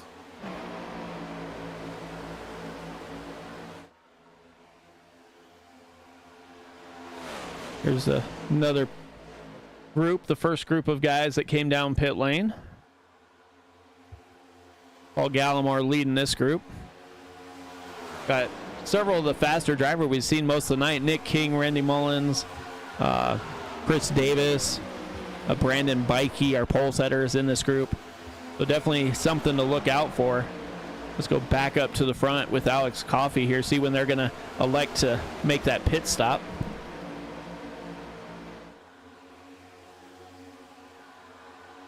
You didn't see him closing in on the 2-car tandem just in front of him.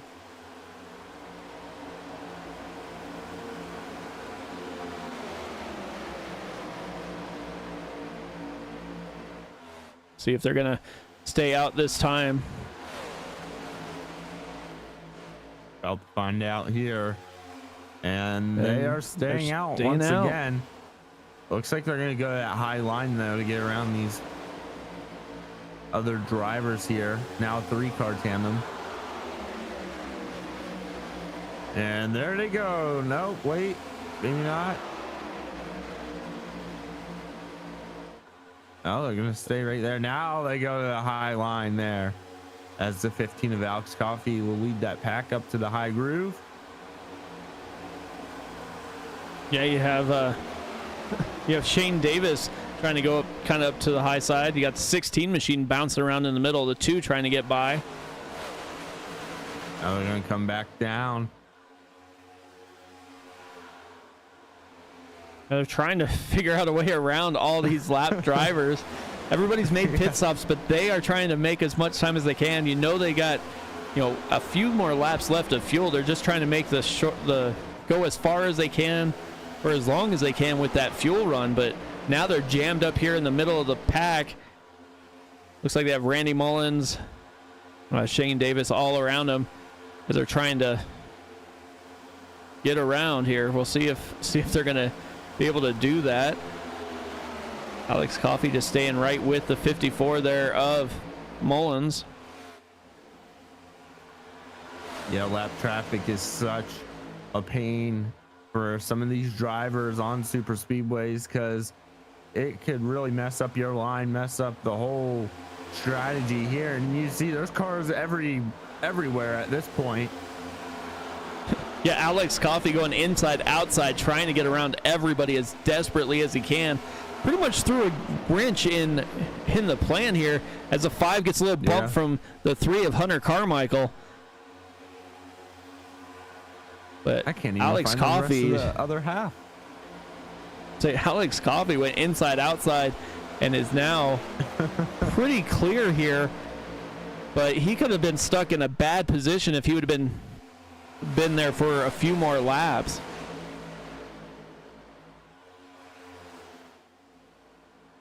And here they come down pit lane. So that's going to turn it up right there, but I think he's fine. That's going to put it over to Darren Mullins leading the race here as everybody's made part of their pit stops here. Trying to get it. Trying to get their pit stops.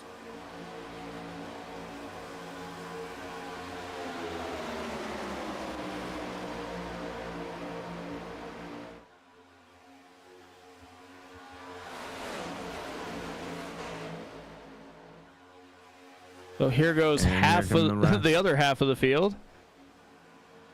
They got Darren Mullins going to lead him, but it looks like Kyle Holden, Tim Wortman Jr., Kendall LeBron, Derek Jacobs. Oh, yep, there they all go. So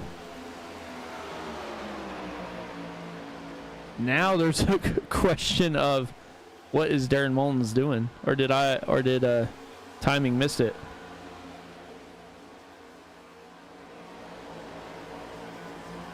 Because right now it is showing him as the leader, and his last pit stop was on lap 55.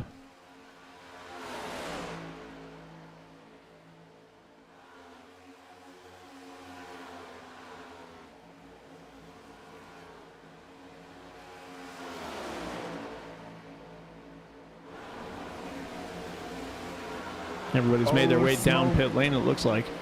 Don't know what that was all about.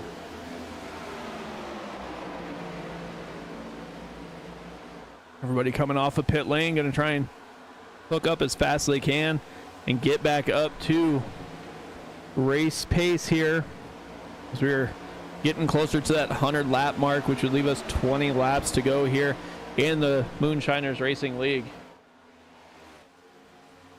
Race is winding down very fast. No more stages. This is all what it comes down to. Who is going to get the victory here in the first race of the season here at Daytona?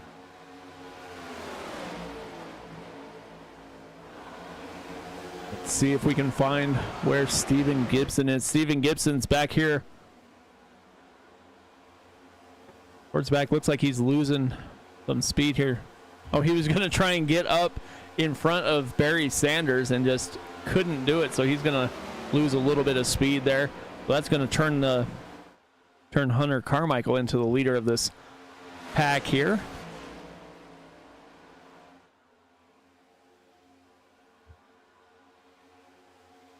'64 of Darren Mullins still leading here at Daytona with the 3 of Hunter Carmichael just right behind him.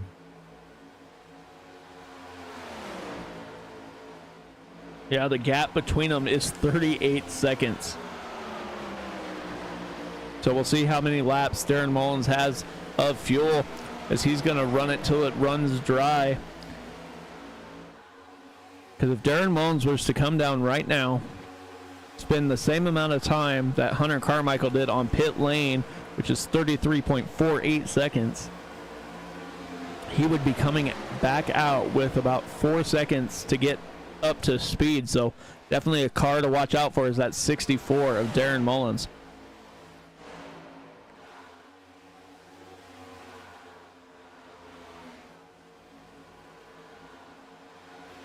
So we are on lap 100 here. Got Kenny Coppola just in front of Darren Mullins. But Coppola, like he's down a few laps here. Looks like Steven Gibson has lost a ton of speed here.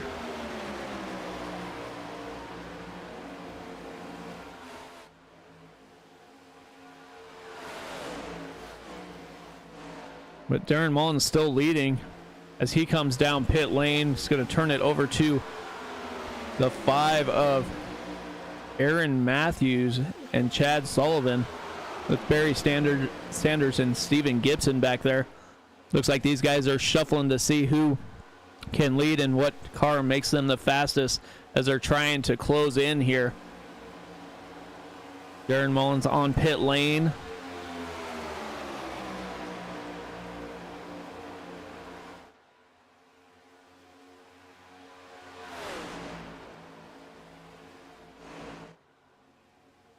And Darren Mullins is just hoping he gets out and he can get to where he needs to be and have somebody helping him.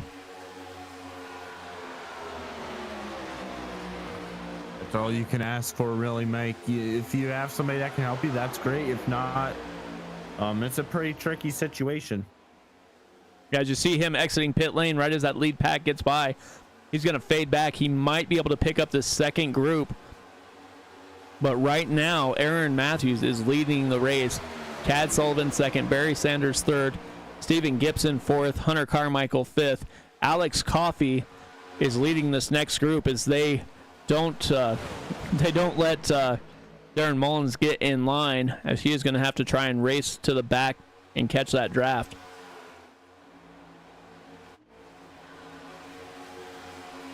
But up front, it is still Aaron Matthews and Chad Sullivan.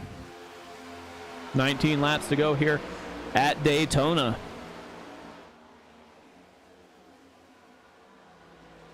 Will we see other lines be getting used here soon? I expect lines to be used here. As you see right there, a car getting shuffled out.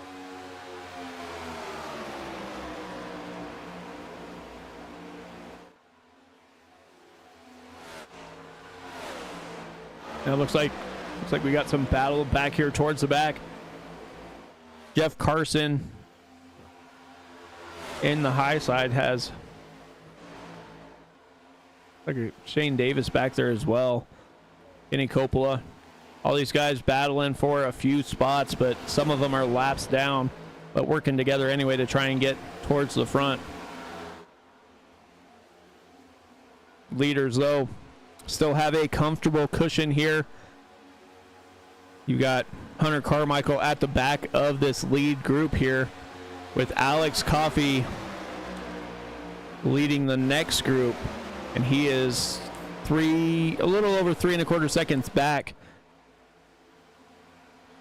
And we can see that Darren Mullins wasn't able to get on board here, so he has lost a ton of ground after leading the laps. Looks like he's faded back to 16th now.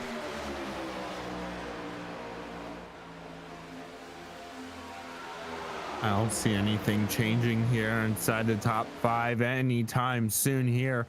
But any one of these drivers right now, Mike, could go to victory lane if they make the move at the right time. You don't want to make it way too early. You want to make it right at the white flag, probably turn 3 or 4. Yeah, it's definitely going to be about who brought you here and how much you're going to hang on to them. I'm looking through here. Looks like we've got Bad Boy Racing pretty much leading this thing. There's Aaron Matthews, Chad Sullivan, Barry Sanders, are all up there. Hunter Carmichael are all in Bad Boy Racing.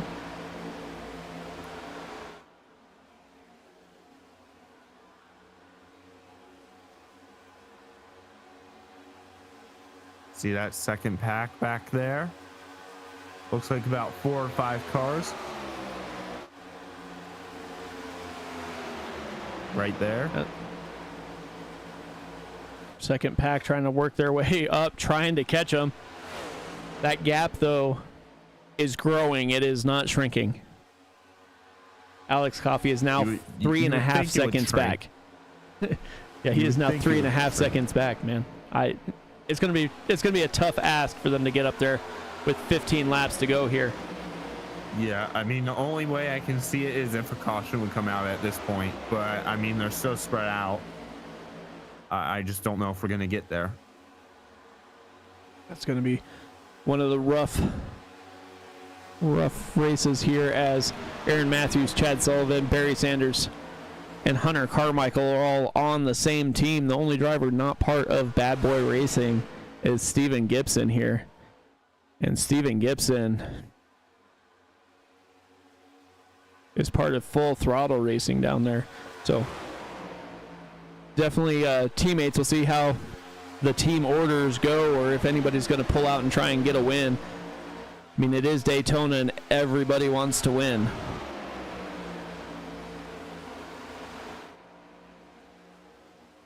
I mean, everybody does want to win at Daytona, but who doesn't want to come home and not even win this race? I mean, it's kind of like the biggest race of the season if you think about it. I mean, Daytona is such a famous racetrack and everybody wants to win, but unfortunately, there's only one winner in racing.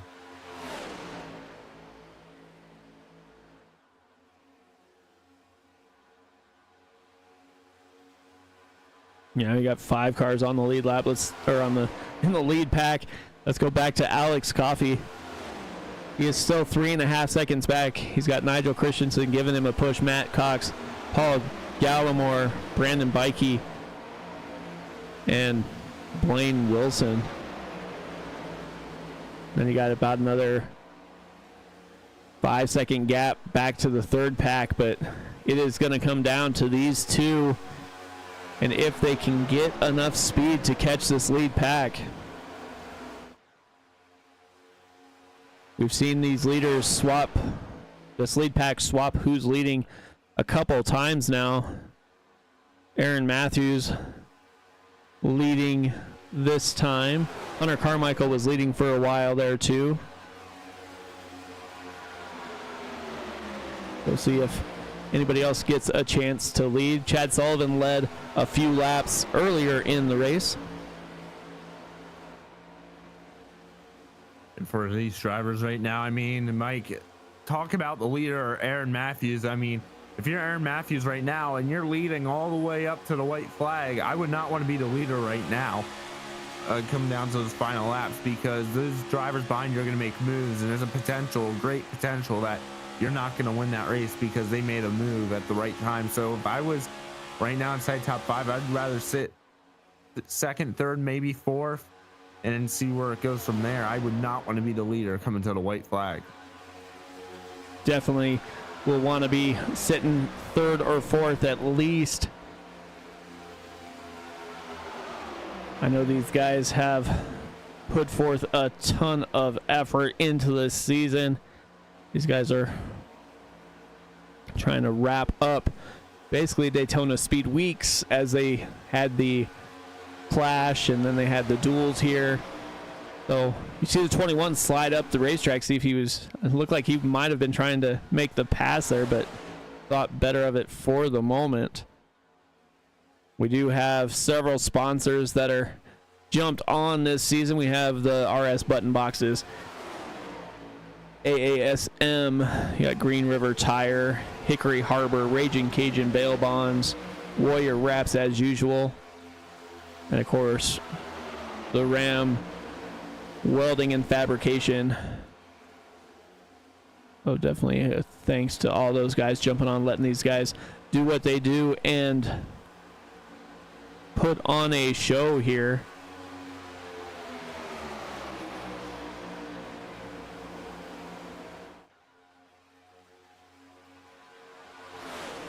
Aaron Matthews continues to lead with 10 laps to go.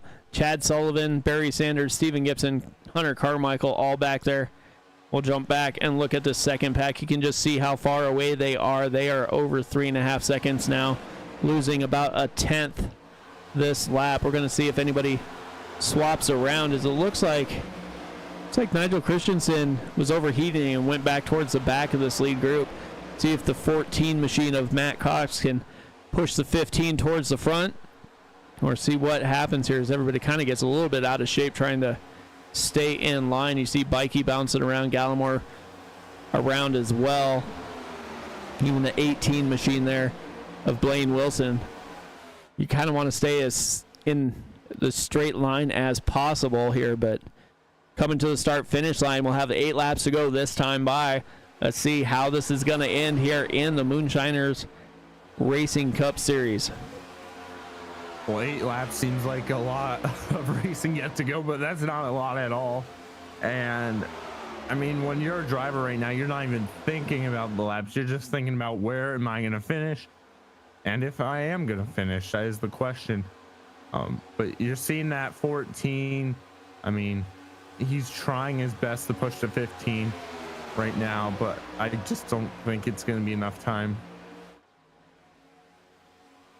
Oh, yeah, wow, that was tight.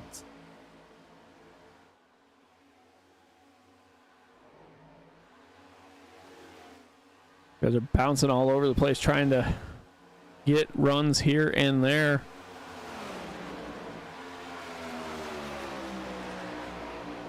Seven laps to go. Aaron Matthews, Chad Sullivan, Barry Sanders still leading this thing.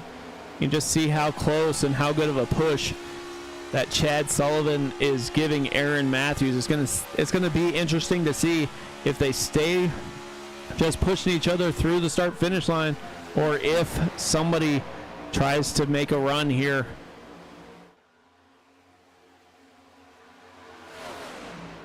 See Randy Mullins on the high side getting past there.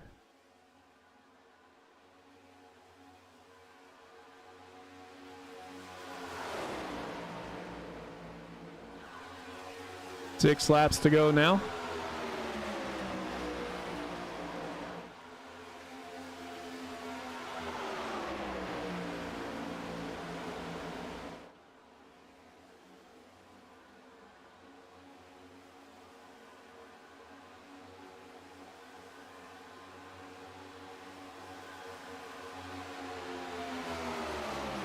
I'm still just logging laps here.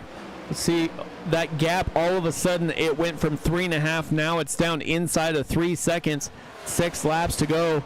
Alex Coffey is trying to will this line towards the front as we are on the handshake lap. Everybody 5 phalanges out in the air as we get ready to finish this race. Winding down the laps here very, very fast from Daytona. And Mike, I mean, next week, I do believe we go to Atlanta. So that's another exciting track to go to. Yeah, these guys will definitely be putting in some work at Atlanta.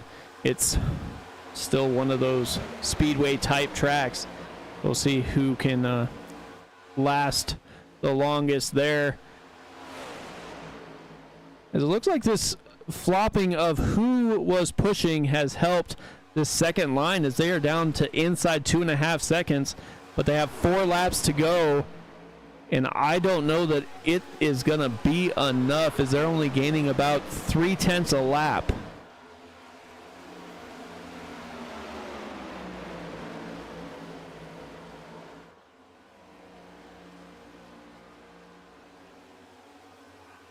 Jump back up to this lead group here. Aaron Matthews, Chad Sullivan, Barry Sanders, Hunter Carmichael, and Steven Gibson. Steven Gibson got pushed out and went to the back of this pack. We'll see if he's going to try and get some momentum here.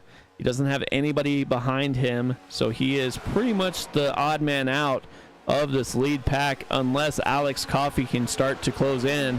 And just as I was saying how fast they're closing in, that gap is stabilized just a little bit between Alex Coffey and Steven Gibson. Look at the nose of Alex Coffey and just see how far out in the distance Steven Gibson is right now. Yeah, Steven Gibson currently sitting P5 right now in that 43 machine. He's had a really good night here tonight, Mike. It looks like we've got several guys that are getting out of the way, letting these guys finish the race. 2 laps to go. Popsicle sticks in the air. Aaron Matthews is looking to lead this for 2 more laps and bring home a victory here for Bad Boy.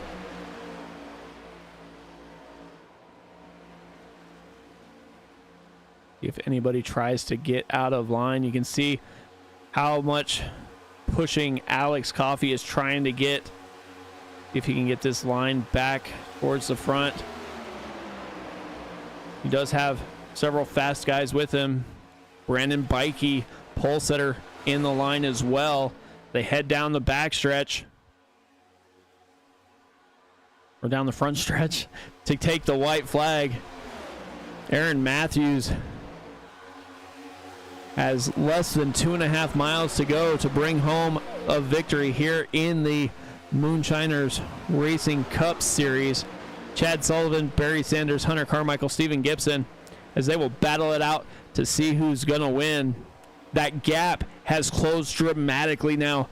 What was 3.5 seconds is now down to under a half. Alex Coffey is willing the second line towards the front.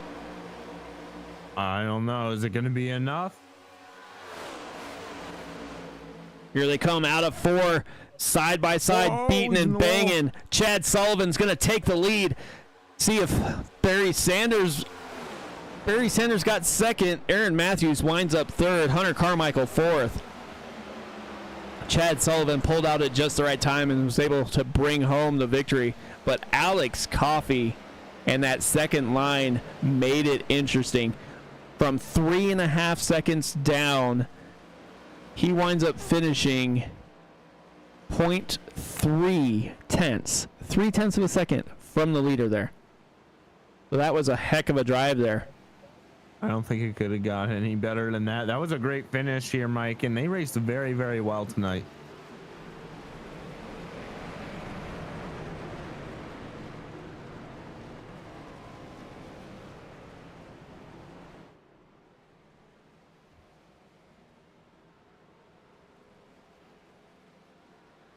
Chad Sullivan bringing the Hurt Locker 21 Ford to the front stretch here.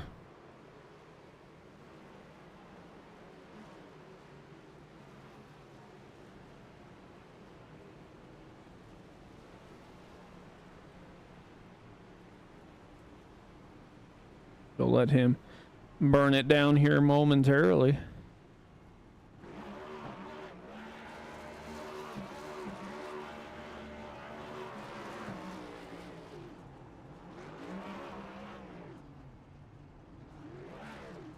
Let him burn it down real quick. See if we can get to the third place driver.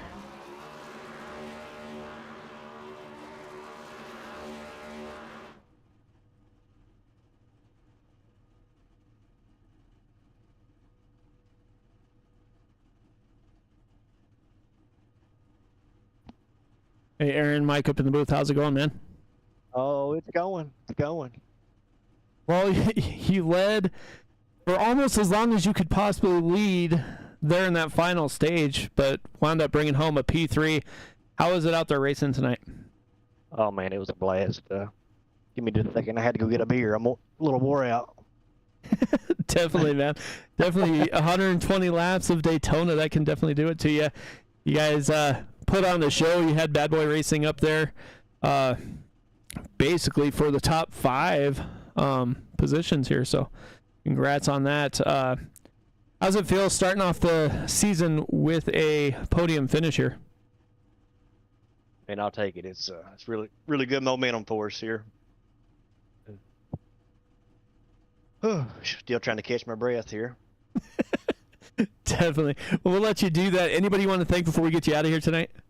Oh yeah, I definitely got to thank All About Sheet Metal, Green River Tire, Bad Boy Racing, all my teammates there, Barry, Warren, and Hunter, and Kyle, all those guys. We worked pretty hard on this. Daytona's our just a big race we all try to win. Yeah, I definitely saw all you guys lined up, and that was definitely interesting to see how you guys were going to finish that thing. Yeah, maybe I'll get better at the interview stuff here towards the middle of the year. Well, just keep doing what you're doing.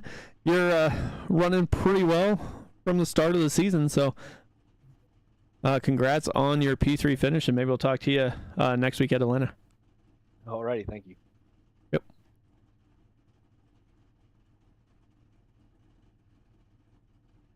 All right. If we can get second place up here in the booth.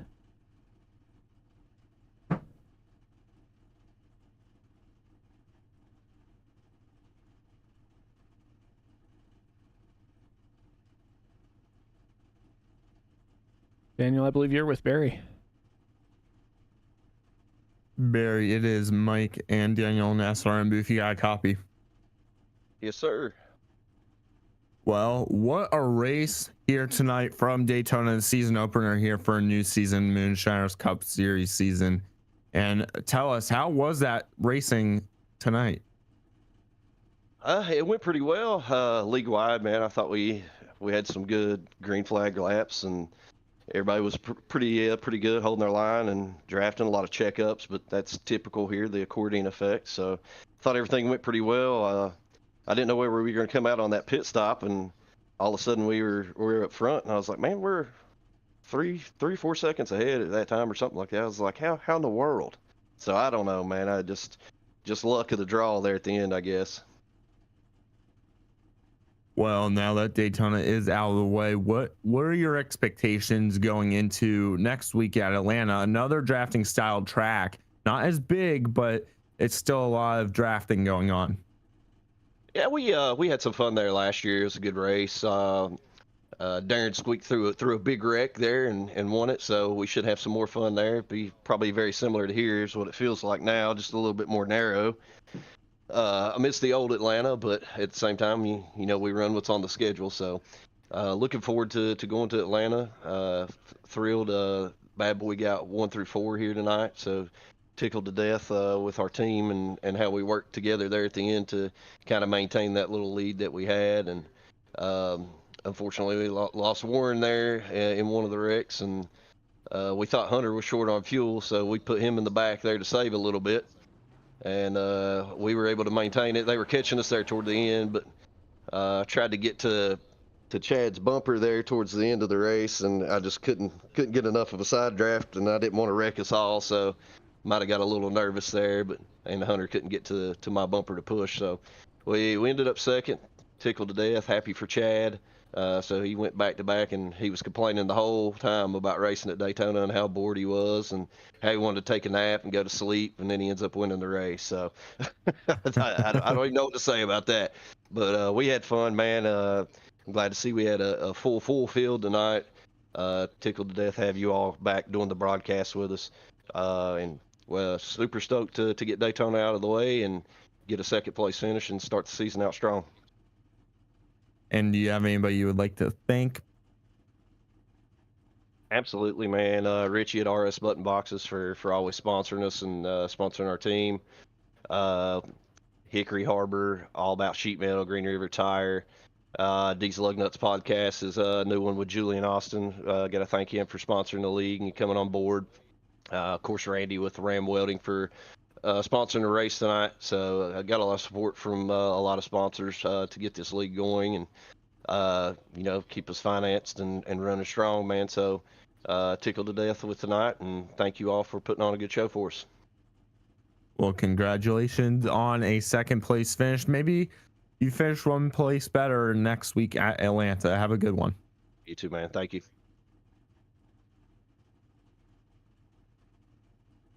Well, let's get to the man of the hour here. We can get him up here in the booth. Hey, Chad, Mike up in the booth, man. How's it going? Good. How you guys doing? Oh, not too bad. Well, it sounds like you had a pretty boring race until the end of the night there. Yeah, most definitely. Saw you were getting pushed around a little bit. How was it out there racing that second half after the round of pit stops there? It was just hopefully to stay out of trouble, stay in line, try to keep with our strategy, and try to stay together somewhat. But at the same time, it's still all about but it all worked out. We managed to stay somewhat together, get down pit road, and then get together and hope for that caution not to come out, and get a little bit of a lead and hold on to it and get the team a win.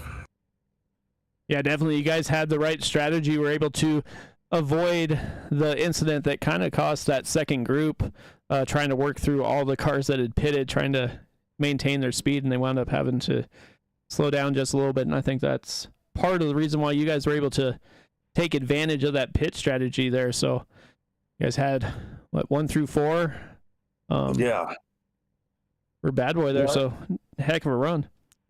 That was a good run, and I absolutely hate plate racing, and I felt horrible passing my teammate there coming to the line. I don't know why I felt bad, but I do. I should have pushed him on to the win. It looked like you guys all kind of went 3 and 4 wide. Everybody trying to get the win. Nobody really touched each other, so it was all good fun racing there, though. Yeah, it was. Not too bad for a Daytona 5 run and a league race and not have 15 cautions. It was it's pretty good. Yeah, definitely. I don't know how it was in the booth there. I'm sure it was pretty boring there the last 20, 30 laps. But. It was a little bit. And, of course, iRacing loves when you have 43 cars on track. Right. Right. It was a little nerve-wracking for us, too, because we thought guys were blinking in and out, and it was actually, just it loading late. Yeah, exactly. But you guys get Daytona in the rearview mirror. You set up for I'll call it a semi-plate race in Atlanta next week. How are you feeling going into there? About the same way I feel about this track, but even a little worse because that's a little bit tighter racing with the same type of drafting and not a whole lot of tire wear, and it's just survival of the fittest. Try to stay out of trouble. I hope you're there at the end. Definitely. Well, you got some drivers giving you or teammates giving you a little crap in the booth chat here. So. Oh, all right. Yeah. Yeah. Throwing me under the box. Aaron said you're a terrible teammate there, but. Yes. Anybody else you want to thank before we get you out of here tonight? Yeah, I'd like to thank Reaper Speed Labs for putting those setups underneath me every week. And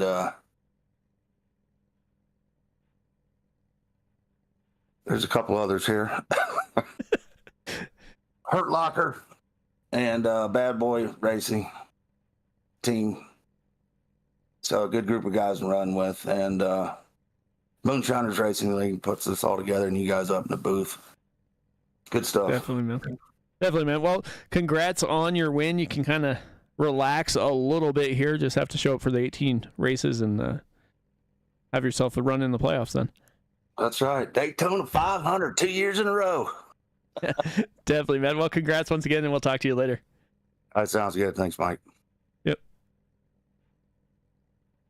All right, so we'll do it. Let's see if we can go down the finishing order here. We have Chad Sullivan, Barry Sanders, and Aaron Matthews. Heard them all up in the booth. You got Hunter Carmichael finishing 4th. Alex Coffey with a heck of a run there to finish P5.